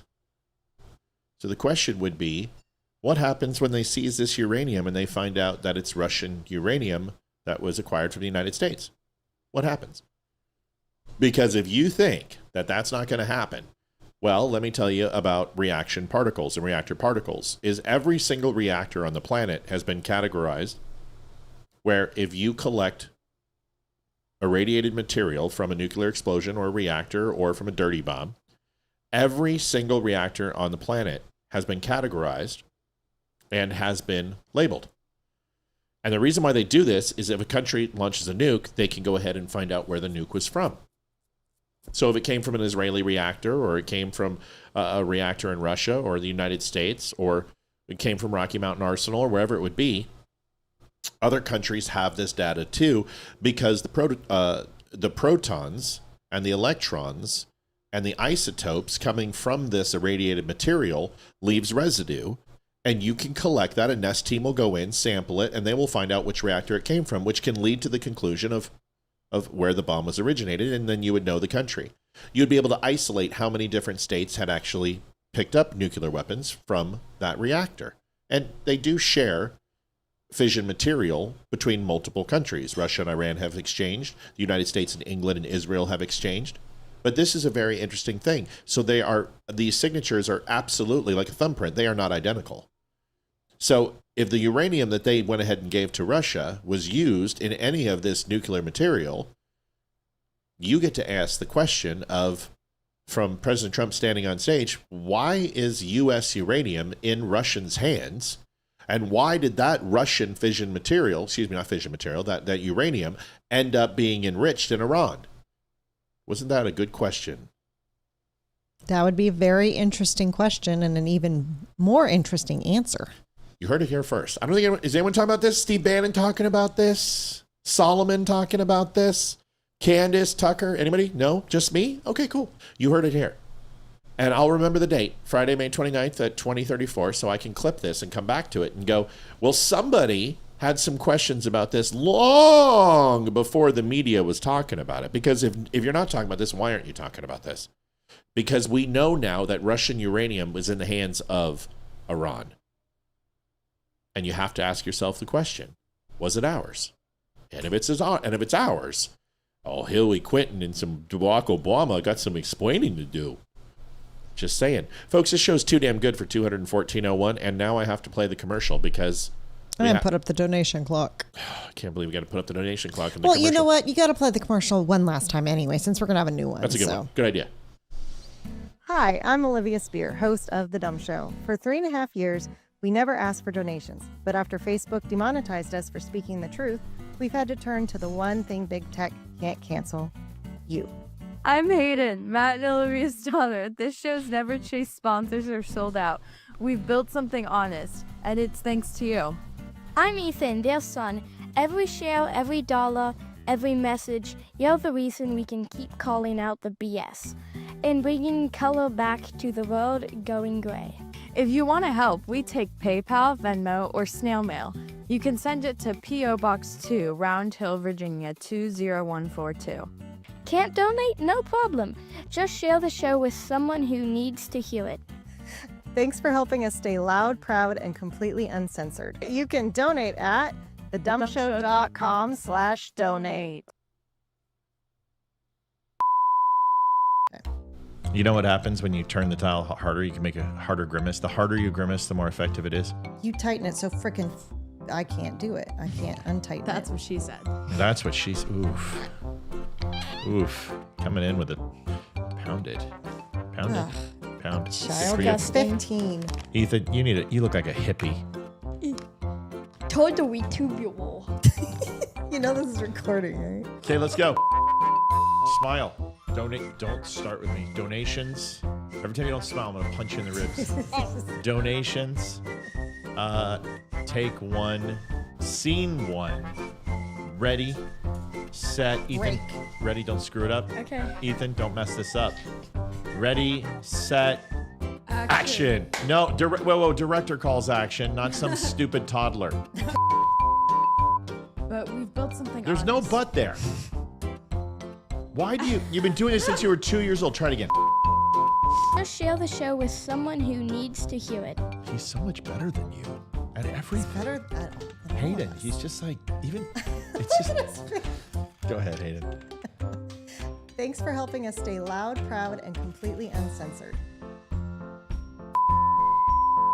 That's a wrap. Well done, Spear family. I bet we make no money. But we're going to owe them money without. Hayden, do your thing again. Oh, yeah, cut it. Baby shark, doo doo doo doo doo. All right, well, that is the last time you see that video because the new one, you got to be careful because sometimes it pops up on the screen. Liv, sorry. You can't write shit like that, baby. People are going to see it. You know, it broadcasts my desktop sometimes. Yes. And if they would have seen what you just said to me, people would know that you are literally freaky deaky. Let's screenshot it. Folks, this is what Olivia just... No, why don't are you dare. embarrassed? Because it's for your eyes only. That's why. That's why. Being bad. Yeah, it's amazing. You're gonna get it. It's amazing how much Ethan's voice has changed. Oh my God, I know. He's nothing. Like, you guys, this new video, if this comes out the way I think it's going to... It's freaking hilarious. It's going to be good. It's going to be good. We can't give it up. We can't give it up, can we? No, let him be surprised. Oh, the writing is so good. We all sat down. We wrote a script. It's not like it's going to be like a production. Like, remember how I used to do the videos of 30,000 followers and do those cool special effects? That's what it's going to be like. Like, there's going to be special effects, and it's going to be interesting. Sound effects. It's going to be awesome. Like, it's going to take me a little bit, but if we can get it filmed on Sunday early, I might be able to have it by Monday. Anyway, let's finish up the show. 214.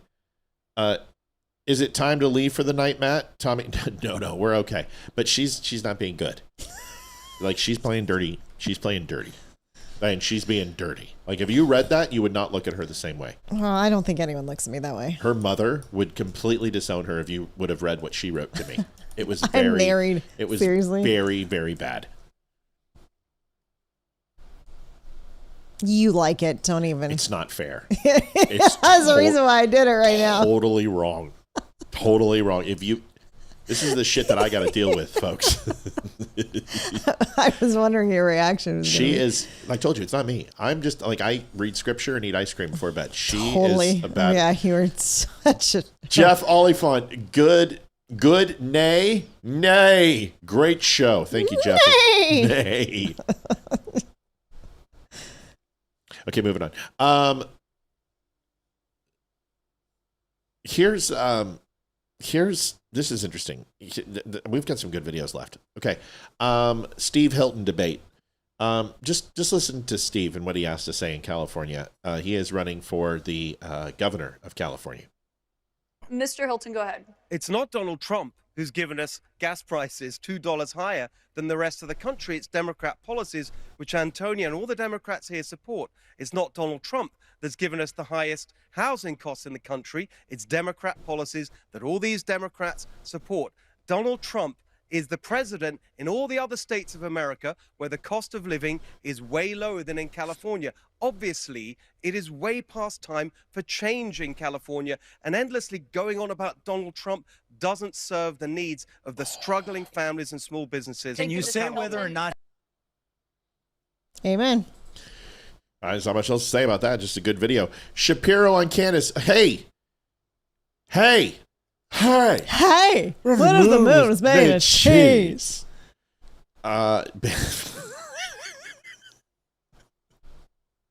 Wank!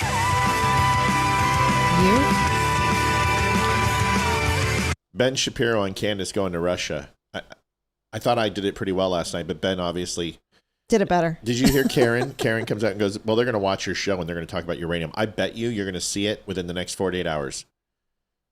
Just watch. Just watch. Watch. Jesse Waters will be the first one that says it. Sean Hannity will do it. Jesse Waters, somebody. Here's Shapiro on Candace going to Russia. So we all know that Candace Owens hates a lot of things, like the truth, basic scientific knowledge, proper pronunciation of words, Charlie Kirk's widow, and naturally the Jews. But undergirding all of that is a conspiratorial anti-American worldview. You see, as we'll get to, Candace really does not like America. Brian, I can see your comments. Shoot, broken on here too. Maybe these will come through eventually. I'll try Facebook. I can see you, Brian. We can see all your comments. Oh yeah, I've seen all of them, Brian. Yeah, man. We don't always share them. And, you know, I'm still trying to recover from the text message I got from my wife. And neither do her ideological allies. And that is why she is headed on over to Russia to visit her friends, her ideological handlers and sponsors over in Russia. That's not why she said she's headed to Russia, but here she was on her show explaining that she is headed on over to Russia for the fishing. I'm going to be off air next week. Next week, I'm actually going to St. Petersburg. I'm so excited for that. I have been wanting to go to St. Petersburg for a very, very long time, just as a Christian in general, just to see some of those cathedrals and churches. And we're finally making it happen, a family trip. And so that's happening. So I'll be off air for an entire week. I can't wait.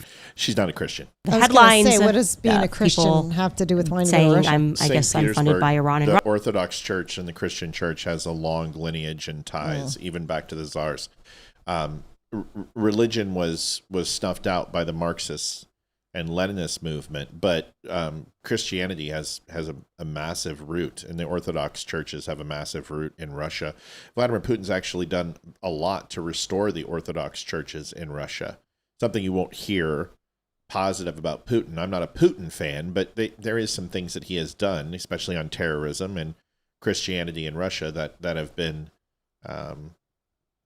good, and nobody should challenge that. So, yeah, good for her for going, but she's still not a Christian. Russia and probably Pakistan, obviously not sure. My husband's been to Russia quite a few times because he fishes. Fishes.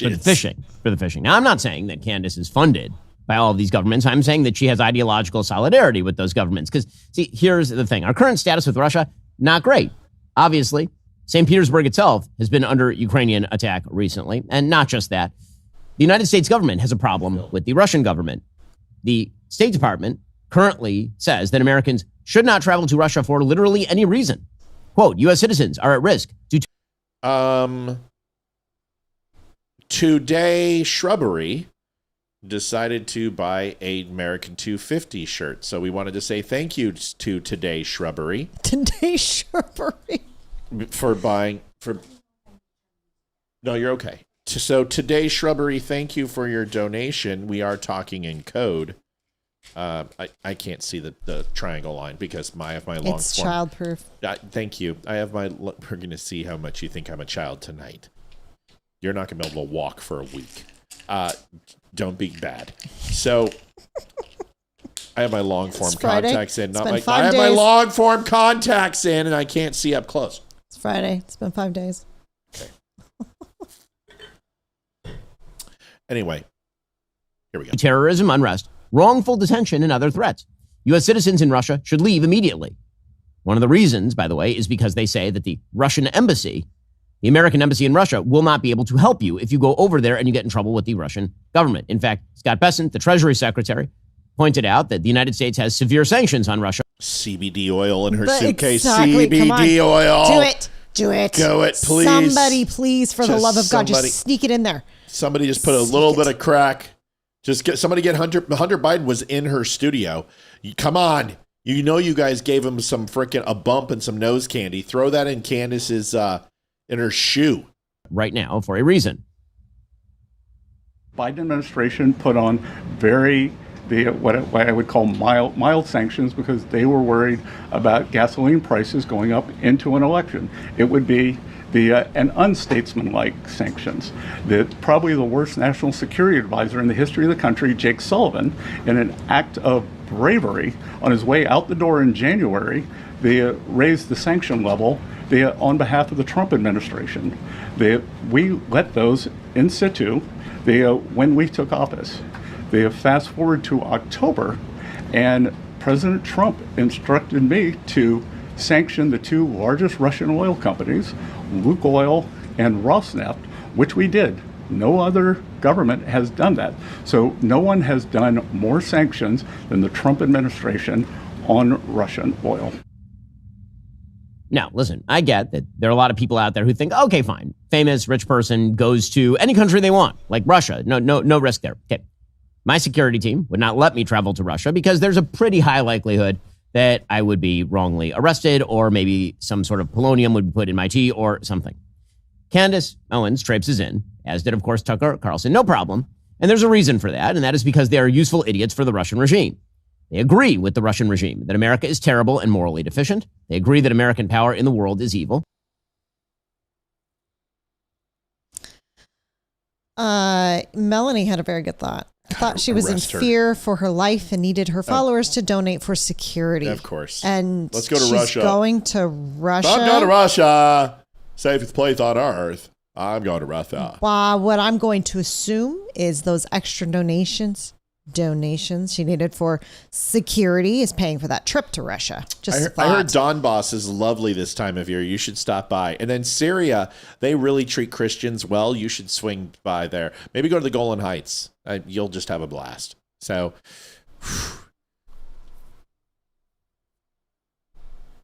God, I hope we can only pray. Oh, plane crash. Hope. Everybody gets out. Everyone gets out except for her and her husband. Just America would be a better place. I know that's wrong. I know it's wrong. I know I shouldn't say that. But just her. Just her. Just her. Like, I don't care about her husband. Just her. Yeah. I want a plane to fall on her bus at the airport. I want the Baltimore Ravens. I want the bus driver goes out for a coffee and her husband are there and they're in there and it's like, what is taking so? Just gone. An errant drone. She should get on a flotilla and head rogue Iranian drone. It's in Russia airport. Right. She'll find a way to blame it on Israel.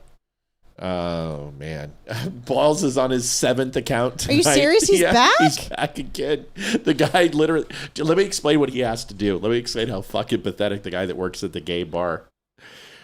He can't comment on live shows unless he creates an account. And then it has to sit there for 2 weeks. 2 weeks. Then he has to follow me. Then he has to wait 15 minutes in order to comment. This is how pathetic this guy's life is. He literally builds accounts, waits 2 weeks for them to mature so he can get into my live chat, follow me. I see the follow. I know he's here. I know when he does it because he also does it with 2 or 3 other accounts that are not named John Balls, that are named usually women, which is just fucking weird. And he grabs pictures of Hillary Duff and shit and names them after women and sits on these accounts. Can you imagine how meticulous this doofus is that he has to create different ways to spell John Balls? And Jonathan Nicholson creates his pseudonym John Balls 70 different ways. And then sits on these counts. Yeah, no, I'm not wrong. I'm absolutely right. You know when he says wrong again. No, I'm right. Everyone knows you're right. That's why your name keeps changing. And he has to wait for 2 weeks to do this. And he must put this in a Word document. He gets his glasses and his pencil protector. And he's like, I'm going to fucking show Matt Spear and the chicks on the right tonight. I love it. Dude, I love that I own you, man. God, it's such a dude. Like when I get off the show, the first thing I do is just not talk about you ever. I wonder if he dreams about you at night. I don't know, but I've never even talked about you off the show. No. That's how good you are. You gonna ban him or you want me to? I'll do it. I can do it. I'll do it. No, you know what? Let's let him keep this one. Okay. Let's let him keep it. Yep. See, no, it's not always John Balls. It's JONNBALLZZ, or it's John JONBALLZZLZ, or it's BALZ. Dude, everybody knows, dude. How can you lie about it? They see you every night. Every night you come here and then you go pick Hillary Duff and you call yourself, Jessica Swenson, and then you go, Jesus is a Jew, and everyone knows it's you. You fucking retard. Here's some advice. Imagine if you put that much energy into your work, you might actually own the gay bar by the end of the year. You could be a shift supervisor, bro. You could be a fluffer for all the gay male dancers. I mean, but dude, I've seen your real life picture, bro. You're not a gay dancer. It's pretty pathetic. We're gonna let him stay. You want to let him stay? You tell me. Look at you for. You want to know how I know I'm over target? Because you can't stop responding. You're literally spamming before I ban you. You're so easy to trigger. You've got to get someone to like you. You know what I picture Mr. Balls as? You ready? Yeah. Mom, I told you to stop bothering me when I'm vacuuming my room. Special Officer Doofy reporting for duty. Special Officer Doofy reporting. Don't bug me. I'm vacuuming my room, Mom. Special Officer Doofy reporting. Uh-oh, retard alert. Retard alert, class. That's totally what I... Yep. Oh, God, I love him. I love to hate him. I love to... Dude, everybody knows, dude. It's not like they don't see you. They see me ban you, and you come back with another account. Tell me how I'm lying. Why don't you donate to me again? And then call me a liar and say to show receipts, and then I literally show receipts, and then what do you say? Oh yeah, but I didn't really I donated because what? Because you leave me alone. Stop picking on me. We banned you so you couldn't comment, so you donated so you could comment to us. Really? It's so gay. It's so latently homosexual, bro. Oh my God. Yeah, tell me on the doll who hurt you, Balls. I love it when you're like, I want to ask you a question, Balls. Oh, dude, seriously, man. God. Normally I don't get into it, but seriously, it's too easy. It's too fucking easy. Hey, Bubba. How are you, sweetie? What's Puppy doing? All right. Well, we got a couple more videos. Let's do it, and we got to hit the rest of goal. Oh God. Here we go. Here, we'll just do it again. The Dumb Show would like to announce this year's recipient of the Stalker of the Year Award. And it goes to Jonathan Swinging from Matt's Balls Nicholson.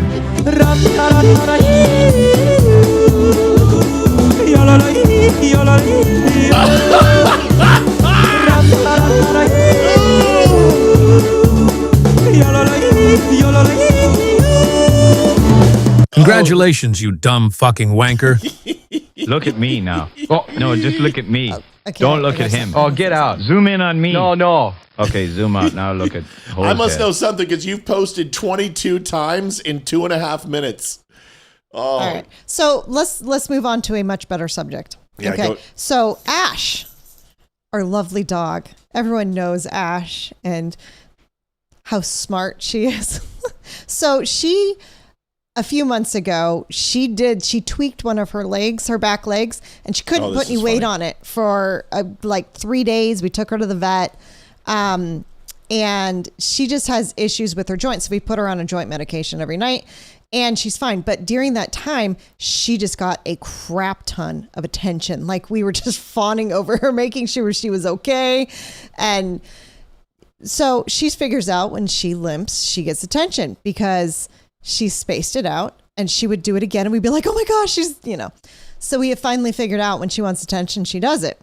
And she does it to me on the walk when I take her for walks. Like if she's smelling someplace and I'm like, okay, let's go. She'll start limping because I pulled her away from the spot. So this is our dog. So our landscaper came today and Ash loves him and they love her. So whenever they're there, she's out in the yard and she hangs out with them and she doesn't get in their way and it's great. Well, Matthew decided I better check on the dog, make sure she's doing okay today. So he walks out. And our landscaper's like, dude, come here. He's all freaking out. And he's like, what? Matthew's like, what's wrong? And he goes, Ash. And Matt's like, she's faking. Don't listen to her. She's faking.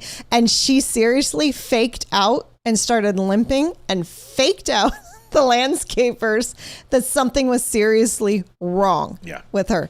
And so they would get off their mowers and pay attention to her. This is our dog. Oh, and also the no eating thing, we figured it out. She decides that she's going to not eat her dinner because we're having pork chops for dinner and she usually gets some. We didn't give her any. She got frustrated and started kicking her food bowl and then realized we're not giving her any. And then she ate the rest of her dinner. Yes. This is our dog. This is our dog. It's like having a third teenager in the house. I swear. This is our dog. with a 2-year-old toddler attitude. She's wicked smart. I mean, it's scary how freaking smart she is. I cuss and she's immediately by my side, licking my arm, thinking something's wrong. Like I'll just be like, fuck. She'll immediately pop up. She knows. Everyone's like, oh, well, that means you cuss too much. No, it means she recognizes the stress in my voice. And majority of the time, Mrs., she gets the correct leg. There's been a couple times where it's the opposite, but majority of the time, it is the correct. It's usually the back left. She's a faker. She is. She's a total faker. There's only one other person on the planet who wants more attention than my dog, and that's John Balls. Dude, go find a woman, John, or a man. Get happy. Kiersey's like, I picture him to look like Buffalo Bill from Silence of the Lambs. He's not. He's fat. He's fat and pasty. He's very fat. He's like 280 pounds orca fat and balding. And he's got like 4 chins. It's not. He probably would have killed me by now if he could actually get on a flight without having to buy 2 seats. He doesn't make a lot of money, but he's really fat. And he's not appealing. It's pretty gross. So, like, did you guys see Tom Cruise in Tropic Thunder? You guys, no? No? Nobody? Bueller? Here. Bueller.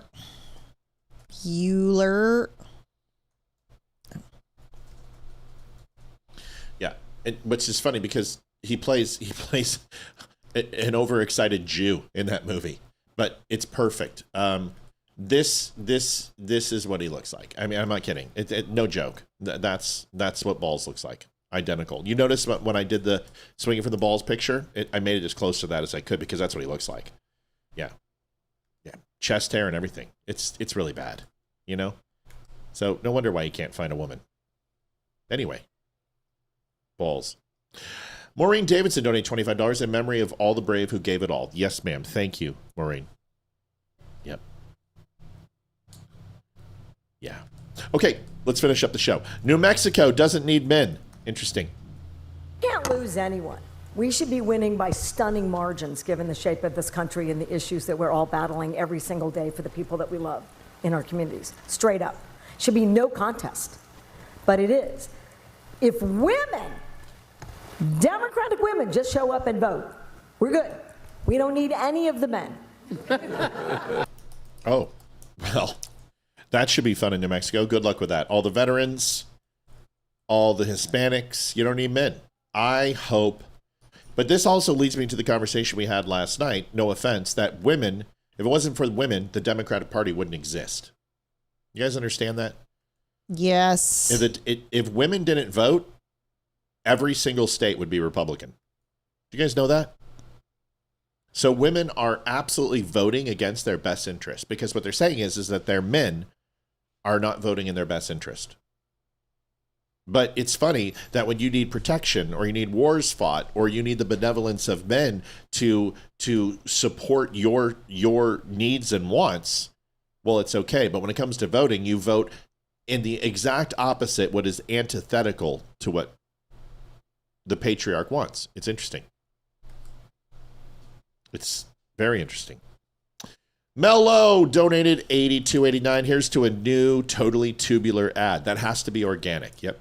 But that's the thing. And it's not that women are bad people. It's just, unfortunately, feminism that was sold as the great white hope for women actually has done more to set women back than it did. It's removed you from happiness. More women are depressed than any other category. More women are on SSRIs. More women suffer from anxiety and depression and low self-esteem. Brian Ellis donated $67.32. Have a good weekend, guys. Yes, and predominantly a lot of men are fat. There's no doubt. The United States is a fat country. But you know who's the fattest of them all? Women. And that's just a sad truth. Proportionately to their body, men would be well over 350 pounds if they carried the same weight that women do. Feminism hasn't helped women, hasn't helped their esteem. Working in the workplace has not fulfilled what they're looking for, because a woman in their DNA, not all of them, want to rear a child, raise a family, and that is what their DNA tells them to do. It's what genetic coding tells them to do. And we are to protect that family and spread our seed. That, at our basic, most rudimentary level, is who we are. And women have been resisting and fighting against that for 70 years now with feminism. Men, they're trying to tell us to do the same thing. They're trying to shut us down and tell us that we have to be more effeminate and we have to take the female role. Well, that's not the way it works. And a lot of men are saying no.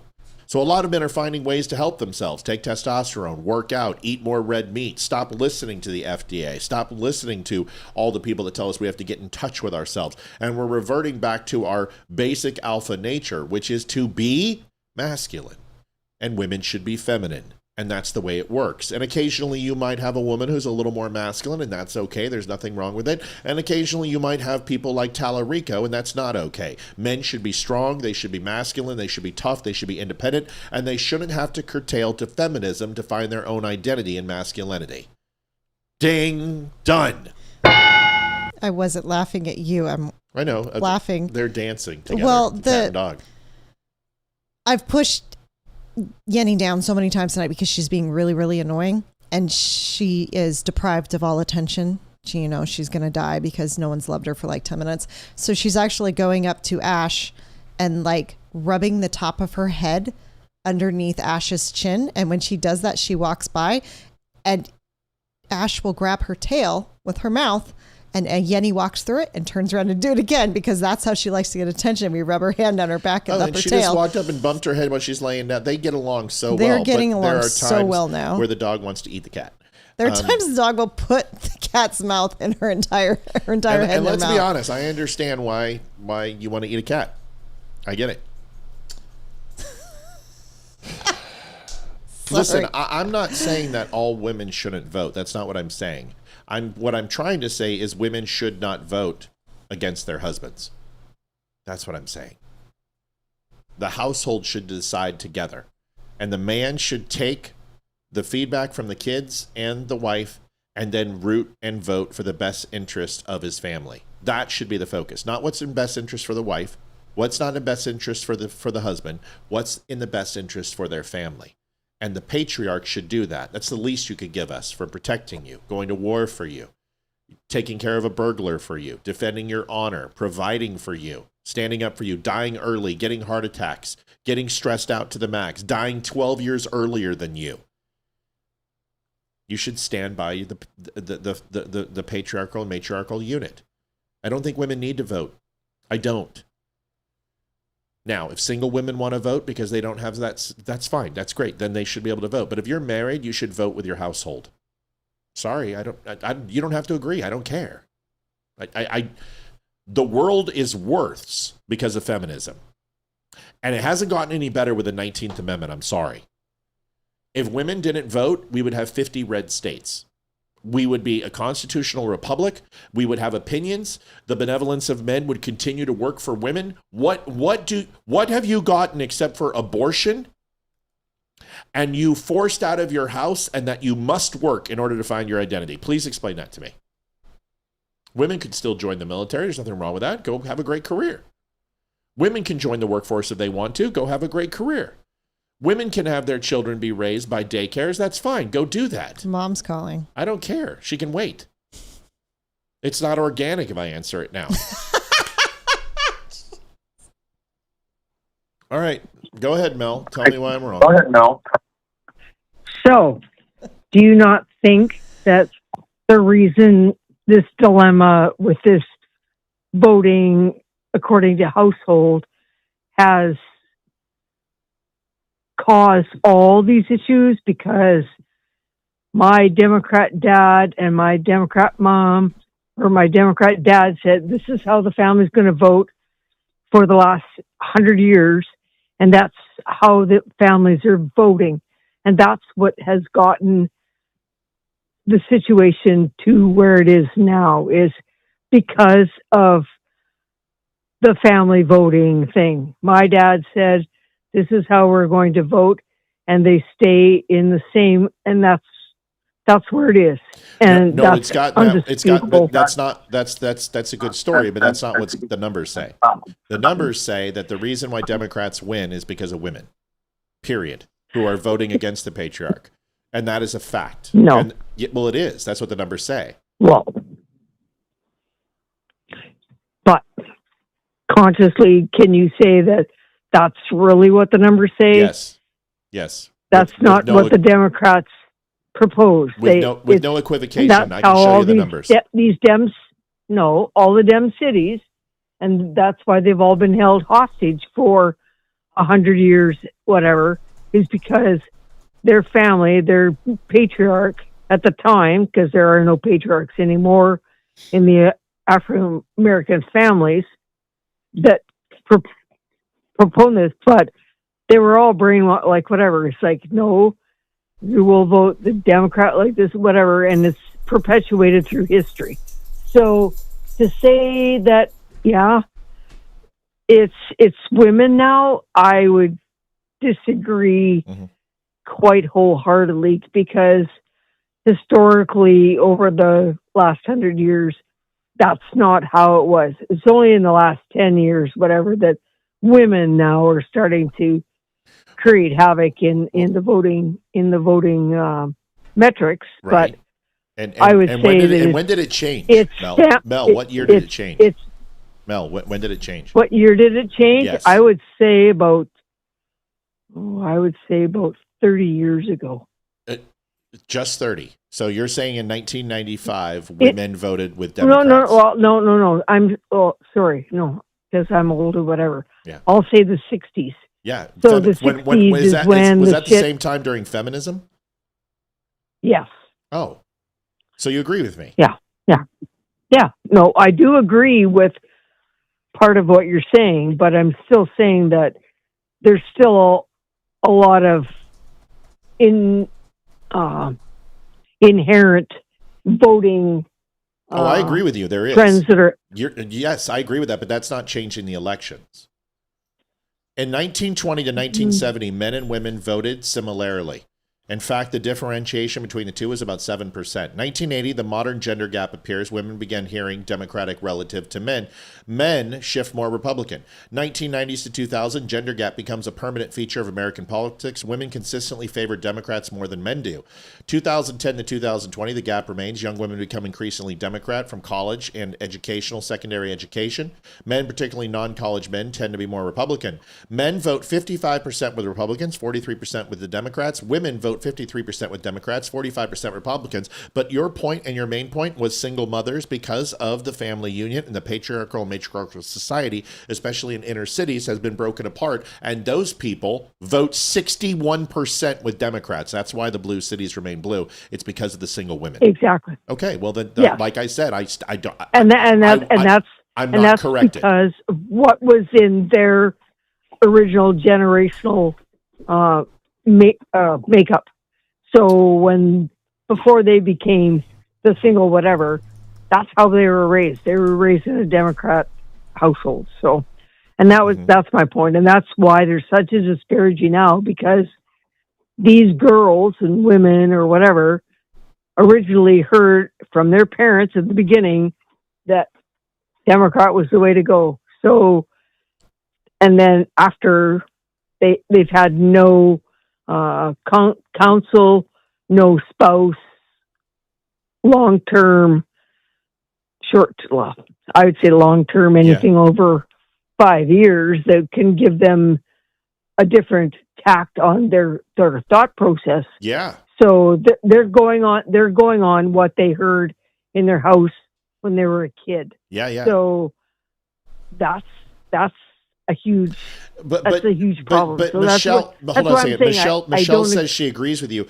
What do you agree with? Mel? What is your point? You didn't argue against me. You just basically recited exactly what I said.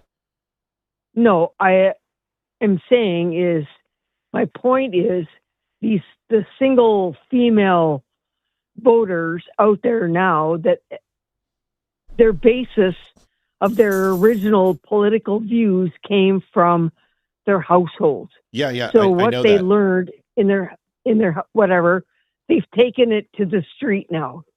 So they've had no other interaction to change that view. They've had no male influence or family life, like whatever. They're going off of what they've learned and heard in their families, and that was Democrats. So, and that's where they're carrying this forward. Okay, so I got a timeout. All right, Mel, timeout. This is creating a hornet's nest. So it says, sorry, Matt, but you've really insulted half of your audience. I've always been a Republican, will never vote Democrat. Why are you insulted? What did I say? Hold on, Mel. Yeah, Mel, can I address the comment, please? Insulted. Mel, can I address the comment, please? Thank you. Sorry. Yeah. So let me address it since it's to me. Why would you be offended when I said that women vote antithetical to their best interests? What I said is women should vote what is best for their family. How is that offensive? Why is it offensive to say that women should vote which is in the best interest of the man, the children, and the wife, the family unit? Why is that offensive? Because that's not what's happening. So what Mel's saying is, I didn't say women shouldn't vote. What I said is women's, and this is the problem with saying controversial things. If I lose a member because they can't understand what I said, then so be it. Be offended. Then what? Because we're going to learn something here. I didn't say that the 19th Amendment should be repealed. I didn't say women shouldn't vote. I said women are voting outside of their self-interest. And if you're voting Republican, then you're voting within what's in your self-interest because you're a Republican. But I didn't say you're voting for a Democrat. I said 61% of single women are voting for Democrat, and they are voting antithetical to their best interest. I also said that there is a large container of women who are voting for Democrats, and those are included voting against their families. No matter what happens, no matter what vote takes place, you are appealing to the benevolence of men. Men run the military, men run the government, men are the CEOs. This is the way it is. They have the power structure, they have the banks. And in the history of mankind throughout the world, it's very simple for me to say is that you have to appeal to the benevolence of men, which is the forced doctrine, in order to have your rights. And if you disagree with me, I'm simply going to say I can name 126 countries where women are substandard human beings, which proves my theory that men can take away the rights of women anytime they want. You have to appeal to their benevolence. So by demonizing the patriarch and destroying the family structure, it is antithetical to the best interest of women. How is that offensive if not true? Mel, go ahead. No. What you summarized, whatever is whatever. I think the the conflict comes from is what everybody heard, because that's what you hear. Not like whatever everybody it heard. is. Not everybody heard that. Every woman should have to vote the same as her husband. No, that's what And they listen. That's what they. No, I didn't Yeah. say those words. I said. No. Go ahead. It's an inference and that's what people heard, not understanding the whole, what you just went through to some, like whatever. I understand and that's why I called and saying, no, I disagree with the premise, because what I heard was I have to vote the same as my husband. Did those words come out of my mouth? It didn't. No, not. Okay, well then per se. Then I reject the premise because that is not what I said. But, I know, but you have to understand. I don't. What people hear and infer are two different things. Well, then that's their choice, because that was not what I said. I will say it again, exactly. Mel. I'm not going to relent when I'm not wrong. I I've backed agree. down on you plenty of times, and I've backed down to some of the listeners. I will not back down. I will not allow people to change my words and say I said something that I did not say, because I didn't say that. In no way, shape, or form did I say men should vote or women should vote with what their husbands vote for. What I said is women should not vote against their families and without their best interest. No, Barry, she's not. Mel is an extremely intelligent human being who understands things, and she's not that. She's also went through some things and suffered from a stroke. So she's not drunk. She's an intelligent woman who deserves to be heard. Like all women have an opportunity to be heard. And I said that the family should vote based upon what is best for the patriarchal and matriarchal society and the nuclear family, and not vote what is in their best interest. And feminism has been toxic and literally pulled women away from the family, where it is no longer that women need men and men need women, which we are at our best when we are. They have sold a subservient lifestyle to an ideology of sexual deviance and independence that has been detrimental to women's happiness, their weight, their success, their longevity, obesity, their sexual reproductive capabilities, and everything else. And it all started in 1960 with postmodernistic feminism in the first wave, second wave, third wave, and fourth wave, which has been inherently toxic to women. I stand by my comment. It's not offensive, because then why are you not a Democrat, and why are you fighting this mentality that women are selling now and the Democrats are selling that are in power? Why do they all agree? Why do they all sell the same nuance? Why do you have to be an independent businesswoman to have an identity? Why isn't it okay to be a housewife? Why isn't it okay to raise children and do what my wife did, who has a successful career and created an amazing family? There is nothing less in her life because she's not a CEO, but I will tell you there is a whole lot of fulfillment in her life because she's a mother and a wife. Exactly. Woo. I just wanted to throw that out. It's I a just good wanted one. To throw it out. No, it's a good one. And you know what? I appreciate you pushing back. That was outstanding. I appreciate you pushing back. Yeah, because that's where the comment, and I could see it in like whatever, it was pushing, like they're like, I'm like, no. And that's when I said, no, Matt. And that's why I called. Yeah. And thank you for like whatever. I know I'm not drunk and I'm not whatever. You're amazing. So thank you for defending that part. But I will defend all of my fans, crass. and I will defend Elaine to have her opinion. Crass, but I know anyways. If you're offended, it's because what I said has a lot of truth in it. And that bothers you, and that's okay, because that's what we do here.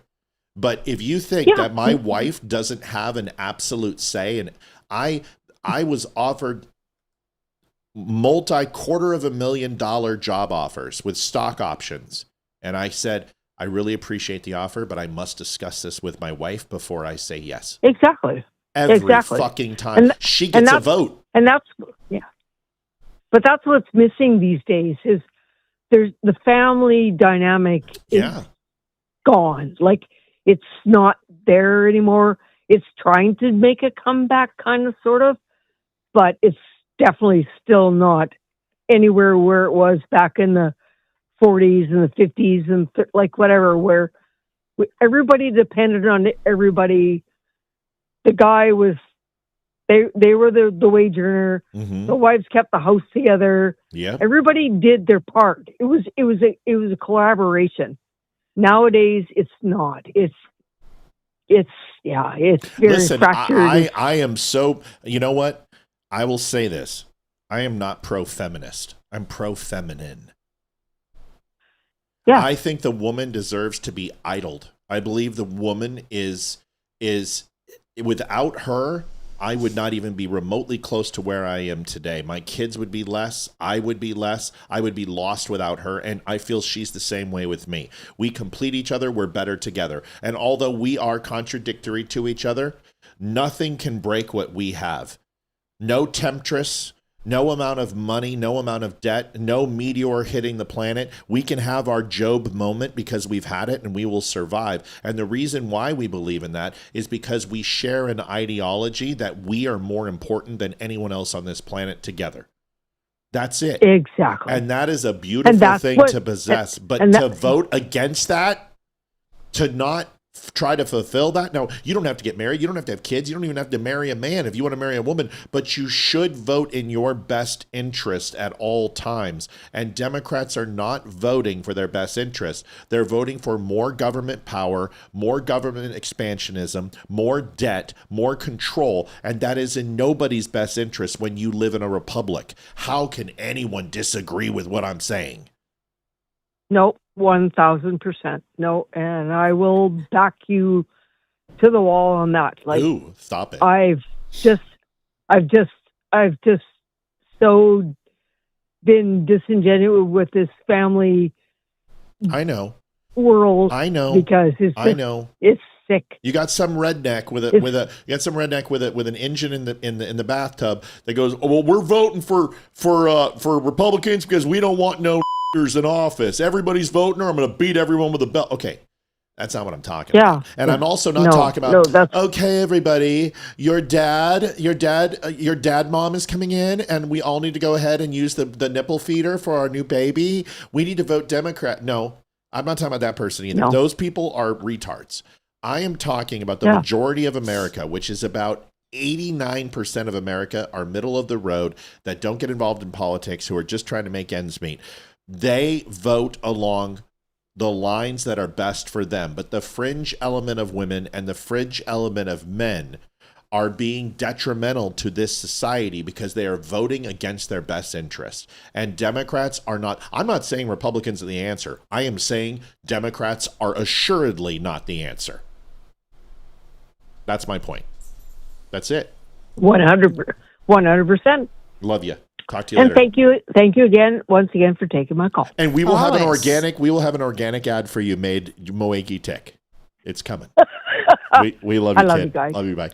Listen, you challenge. Elaine, don't you dare be mad at me. I love you. And remember, just because one thing we disagree on, we don't disagree on this. Maybe I could have said it better. I think I said it pretty fucking good, to be honest with you. I don't believe. No. I know. Do you know how many things got taken care of in this United States without feminism, without the 19th Amendment? Well, we know this because prohibition was actually presented by women. Do you know that? The legislation for prohibition was actually endorsed and put forward by women, and men simply carried it and put the legislation forward. That was a horrible decision. It created more violence and more crime, and it was an emotional decision to a logically solved problem, which was to regulate alcohol and to lower the ability to consume with lower alcohol content, and regulating it through as a Food and Drug Administration oversight. And then was adopted because of illegal use to alcohol, tobacco, and firearms. That required regulation, which is fine because some regulation's a good thing. Women just wanted to ban it. Ban alcohol. Well, we know what that created. It created a power vacuum and some of the largest organized crime that we had ever seen in U.S. history, and created the mafia, to be honest with you, and booze running from the deep south all the way to Canada. And it created a lot of problems for America. But it got passed. Women have the ear of men. We work for you. Men have the ear of women. Yeah, men have the ear of women. We love you, we care for you, we protect you, and women got plenty of shit done. Now, first wave of feminism, equal rights, equal pay in the workplace, not having your ass grabbed, all of these things are important, and I agree with you. But the thing is that all of these things were coming to fruition anyway. We were moving towards that in the civil rights movement.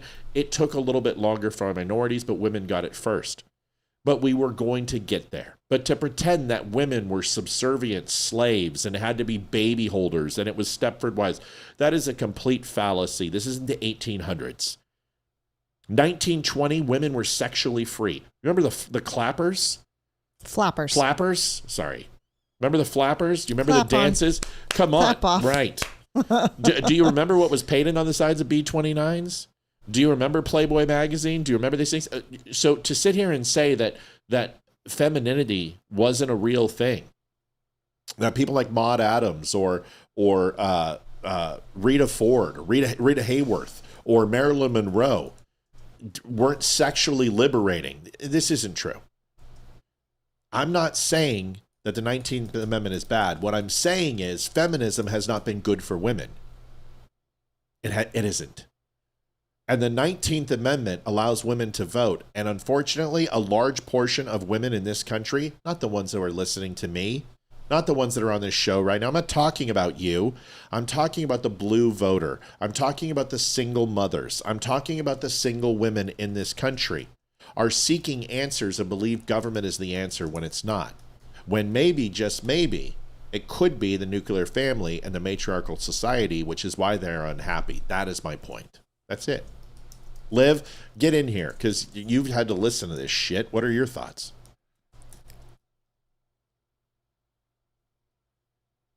Listen, when I tell you to talk, woman, you talk. You didn't give me my opinion before the show started, so I don't have one right now. Opinion is bend over and grab your ankles. It's going to be a fun night. Woohoo! No, seriously, I don't know. It's too late on a Friday night to have this conversation in my head. So, well, I hope I didn't lose a view. It looks like the numbers didn't go down, but Elaine, don't be offended, because I'm not trying to offend you. I'm trying to have a real tough conversation about that. The demographic of women are voting antithetical to conservatism, and it's a bad thing to do. That's all I'm saying. That's it. Ending this with Spanberger. I tried that legal version from the guy at TV, the Climax Moonshine. It tastes like sour mash to me. They're talking about moonshine. Oh, I know. It's crazy. Spanberger, here it is. That people are calling for her to resign. Court records showed me that he was arrested on May 19th in Fairfax County on 5 charges, including a felony. But only 3 days later, he was back on the street and allegedly assaulted a woman. So this is just a really concerning, a disturbing situation that we're telling you about this morning. Take a look here. The suspect on your screen. Elaine, this has happened many times on this show, and it hasn't happened in about a year. You are not listening to anything I'm telling you, and I am not saying anything of the things that you are writing in all caps and upset about. I'm done. I didn't call you a feminist. I didn't say you were a feminist. I didn't call you a Democrat. I didn't call you a liberal. I didn't call you any of these things. You're listening to something I'm saying and you're applying it to you and taking offense when I am not talking about you. I haven't singled you out, and I haven't pointed the finger at you in any way, shape, or form. I don't know how I can make this any clearer, except say that I'm not talking about you. I am talking about the millions of women who voted for Kamala Harris because she's a woman and because they were told to because she's a person of color, who voted against their own best interest. Did you vote for Kamala? Did you vote for Biden? Did you vote for Hillary? No, and no.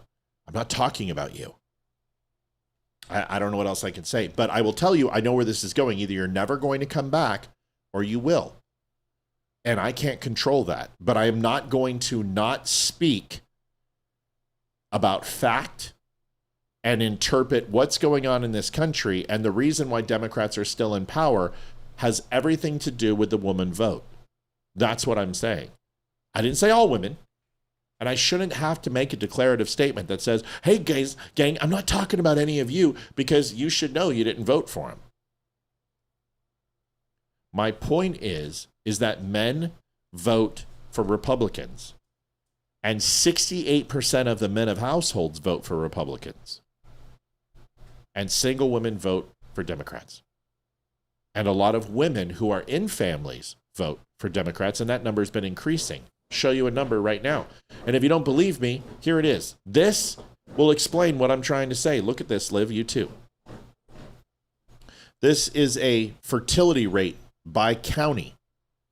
This is all over the United States. This should explain everything I'm trying to tell you. Take a look at 2012. The line, although tilts Republican and goes up in the 2.25, 2.1 ratio of fertility per household, leans Republican, but still has a good curve to Democrats and Republicans. You see the line? What do you mean just by look at fertility? 2012. Look at 2012. Okay. Look at the line, the black line. Do you see the black line? Yes. Dipping towards per household fertility rate by county, and Democrat households are at a 1.5 to 1.6. It's in between 1.5 and 2. This is based upon population. Do you understand? Just say yes or no. Do you understand what I just said? Kind of. Okay, do you understand what a fertility rate is? Fertility rate has something to do with having kids, right? Getting pregnant? Look up fertility rate. Okay. Because that's where I'm confused. More questions aren't going to solve the problem because I'm not going to teach you this. You're going to research this like we always do on your own and come up to your conclusions. Hold on. What does total fertility rate mean? Put that in. Represents the number of children that would be born to a woman if she were to live to the end of her childbearing years and bear children in accordance with age. Okay, so that's now, what I was thinking. That's what I said. Yeah, I just didn't. That's what I said, per household. So 1.6, 1.75 to 2.0. So about 1.75 kids per Democrat voter. But if you look at Republicans, it's 2.10. And it's been that way. So in 2012, that's where we're at. Okay? Mm-hmm. Now, let's go over to the right. In 2016, it has now dropped down for the Democrats. Look at the line. It is tilted up for Republicans just a little bit and down for Democrats, the fertility rate. Now, take a look at 2020. It's below 1.5. It's like 1.32. And look at Republicans. Republicans are just slightly down in fertility, below 2 in 2020, relatively the same. And now look at 2024. Democrats are all the way down to like 1.2 per household. Democrats are having less children, which means that they're having less families, less union with males and females. Democrats are increasing the homosexual population, transgender population, the single women population, and aborted babies population. And Republicans are still sticking around with the family union and having kids. Does this not make sense, people? Yes, it makes perfect sense. Do you not see it right here, what I'm saying? These are the Democratic policies. These are the things that are driving families apart. This is what's killing kids. The reason why we have a deficit in overall children being born in this country, we had more illegals enter our country in the last year of Biden than we had kids. What does that mean? It means it's the downfall of society. And Democrats are repudiating family, they're repudiating God, they're repudiating babies, they're repudiating marriage, they're repudiating man and woman combined together to have families, and it's hurting society. This is what I'm trying to explain to y'all. So yes, things change. Fertility rates are dropping in men because men are eating horrible foods. They're not working out. They're effeminate. They're on low testosterone. Their productivity is low. That will have an impact. But the truth of the matter is more women are leaving the Republican households and divorcing men and not staying with the holy matrimony, which is lowering the overall productivity of marriage. And people are souring on marriage in the Republican side too. Guys, this is what I'm telling you. Oh, Elaine, you don't need to apologize to me. I probably would have been offended too if I wasn't specific. This is why I'm taking some extra time to do it. I'm not mad at you. I'm not mad at anybody. I'm not trying to hurt people's feelings. I'm trying to have a conversation that's uncomfortable. And unfortunately, people's, are going to get hurt sometimes. I don't care about that. What I care about is, do you understand what I'm saying now? And I'm not mad at you. You never have to apologize to me. Nobody does. Mel doesn't need to apologize. Elaine doesn't need to. Melanie Marino had something to say. She disagreed. I don't care. I appreciate disagreement. But I want you to understand my intention. I want you to know where I'm coming from. That graph should scare every single American, because ultimately Republicans can't increase the population of the planet by themselves. We need Democrats, but it's true more than anything else that Democrats are having less babies than ever. And why? It's because they're repudiating the system. They're pushing against it. This is what happens when you indoctrinate children. This is what happens when you indoctrinate women. This is what happens when you call people Nazis and homophobic and sexist and rapists, is you get them to reject Republican policy. But Republican policy is synonymous with Christianity and faith and marriage and unity and family.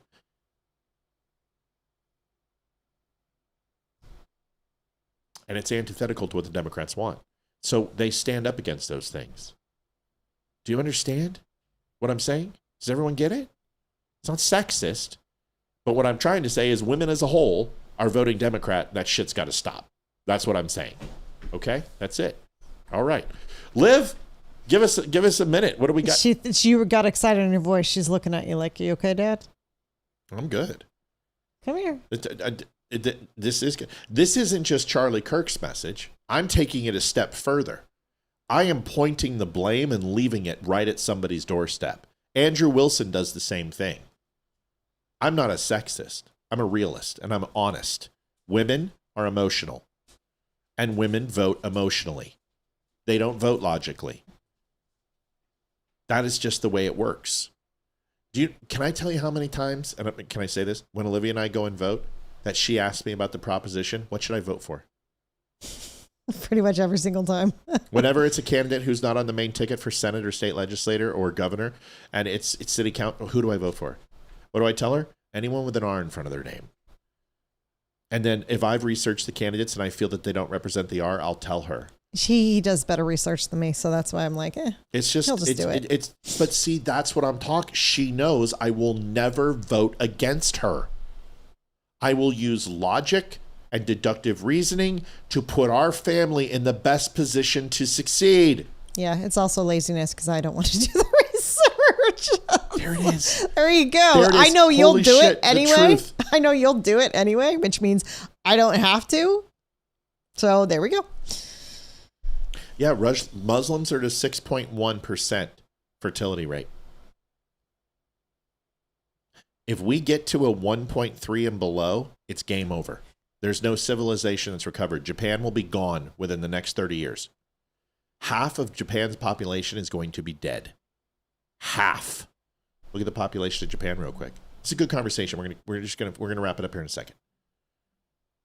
Look at the population. Say, what is the average age of Japan and how many?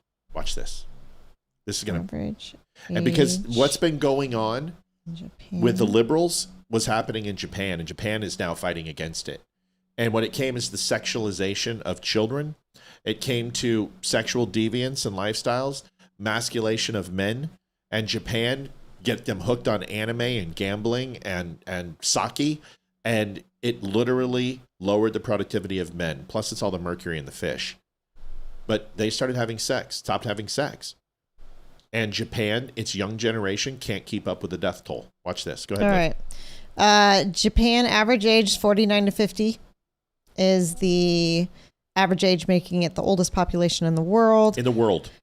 Total population in 2025, approximately 123.1 million people. 123.1 million, 50% of them are over 50. It is been on the decline. Their peak was in 2010 at 128 million. So it's dropped 5 million in 16 years. 5 million. How many babies did they have? I don't know. I'll tell you. 29 to 30% of Japan's population is 65 or older. Yeah.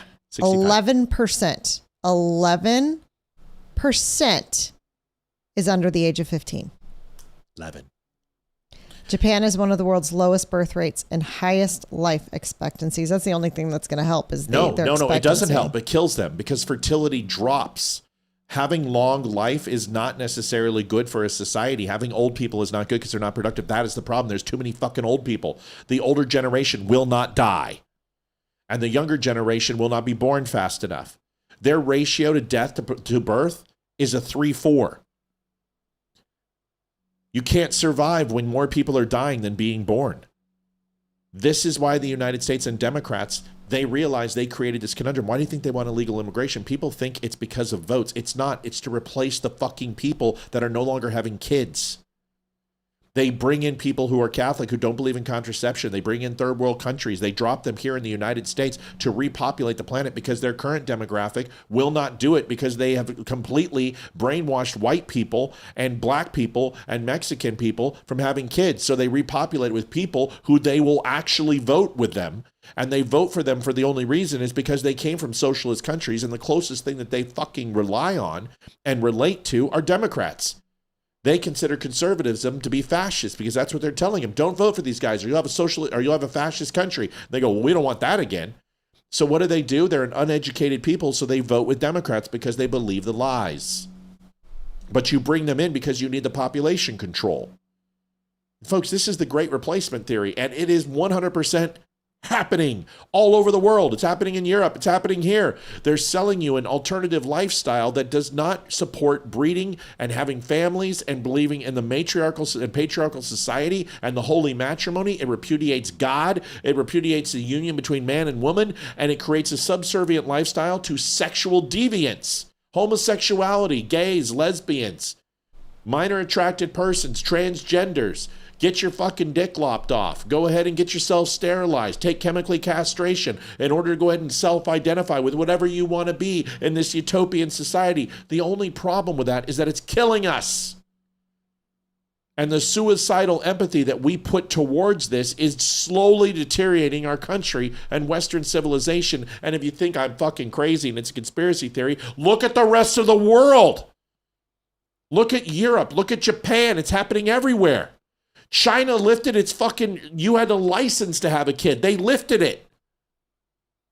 You no longer have to apply to have a child in China. Yes, because China knows the secret now. Have as many kids as you fucking people want. We don't care. Poor kids, rich kids, fat kids, small kids. That's because we want to have more people than the rest of the world. That is huge considering they were forcing abortions. They were forcing. Yes, they're not doing it anymore because they know that people is going to be the commodity that the world can't live without. And if you have populated the fucking country of China with 2 billion people and the rest of the world, why do you think the Muslims are doing it? The secret sauce is have kids. Yep. Muslims are having them. Chinese are having them. The countries that have adopted this New World Order nihilist belief and repudiation of God are the ones that are going to die. Christianity isn't going to be overtaken by God coming down. It's going to be overtaken by Muslims and the Chinese having too many kids, and they will repopulate the earth. Folks, open your eyes. Third world countries are having kids at a rapid rate for a reason. All right. All right. All right. Now we're cooking. Now we're back. Now we're back on square one. Good. And if I'm wrong, prove it. Prove it with numbers. Prove it was. I just pulled Japan out of my head. Did everything I say, was it a lie or true? True. True. They'll be dead in 30 years. Japan will be cooked. China doesn't need to grab Taiwan. They just need to wait for the Japanese to die. That's it. Just needs to wait for the Japanese to die, and they'll get Taiwan. They won't even have to fire a shot. How do you think they got North Korea? They waited for the North Koreans to kill themselves against the Americans in South Korea. When they were too weak, China ran in and took control. Just wait. When you are thousands of years old, as the Chinese dynasty is, there's one thing that they've learned that the rest of the world hasn't. Patience. You know who else has? Arabs. They've been around longer than all of us. Do you know who else? Jews. Maybe that's why we're not in the Bible. Maybe that's why Western civilization isn't around in the end of times and the great power in the West falls. I don't know. But I'll tell you what, start having kids and have a lot of them and start marrying again and staying married. And I don't even care if you adopt. If you're gay, adopt. Whatever it takes, we need to repopulate the frickin' United States of America. Because like I said, if we get to a 1.30, we're cooked.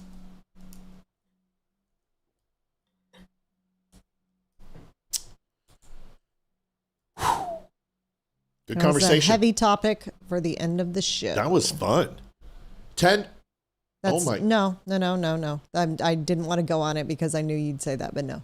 I hate when you do that. Well, I didn't mean to. I hate when your people pay you and then I go, oh my God. It popped up because JD sent in a donation and I JD, can't get it off the email. $10.78. He is the secret one of her clients. Because she sells nude feet pics on OnlyFans. Sent her a big tip. And I was like, oh, we got a big tip. And like, nope, she does that all the time. I was trying to hide the email because I knew, but it just popped to it. Chelsea, Sorry. I don't want to lose good viewers. I love you. Nobody, don't. Elaine. Did I say Chelsea? Yes, Elaine. The fuck did I say Chelsea for? I have no idea where Chelsea came from. Oh, that was the... No. No? Mm-mm. Whatever. I'm going to call you Chelsea and you're going to like it. And like a woman, you should listen to a man. Elaine. Don't take offense. We've had great people leave this show because they think that I'm not, just because I'm talking to you, I'm not talking at you. And when I say something, it doesn't mean, like, if I want to talk to you, I will, like with balls, I will just directly talk to you. But no offense at all. All right. Michelle says we adopted too. My son and his wife. I am adopted. My brother too. Hayden wants to adopt kids. When she gets older. Mello says, Patience, the great takeover of these people. That would make a great book. I should write that book. That's a great, wouldn't that be Patience, the great takeover of these people? It'd be a good book. I'm telling you, just read, folks. Look at the statistics. Look at history. It's doomed to repeat itself. Arthur Schopenhauer said it best. So did Shakespeare. My husband and I run cattle, so you would think we would vote Democrat, but we don't. We love this country. I don't think any cattle owner should vote Democrat. You know that. They've never helped out any cattle owners. I mean, shit, they don't even eat meat. Look at Talarico. He has to eat ribs with a napkin. What a douche. Listen, good night, everybody. First of all, thank you for the donations. Thank you for everyone being here. JD, thank you for rounding us out. Mel, thank you for calling in. Wish us luck this weekend. Oh, and Hayden has her first job interview tomorrow. She does. She's I'm not going to say where because I don't want anyone to know where she's applying, but she's going to do fine. And, you know, we're going to help her and help her understand what she can expect. Yes, she's wearing all my clothes for the interview. I'm dressing her. Yeah, she's going to do well. And it's crazy seeing what an independent young woman that she is. We're very excited for her, very proud of her. And she's first job interview, 16th birthday party is a little bit late, but she's going to go do that. And then Ethan's got a ball game tomorrow. I got to take him to the ball game. And then copious amounts of sex. Well, that starts tonight. Damn Skippy. Good night, everybody. I'm going to go have some fun times. We'll see you guys tomorrow. Monday. Thanks for watching. We love you guys. Appreciate you. Thank you, everybody, for participating. Don't take offense. It's the whole point of the show. We say things. You may not agree. That doesn't matter. We can agree. We can disagree. Just don't unfriend me. Good night. Night, y'all. Adjusting transmitter output.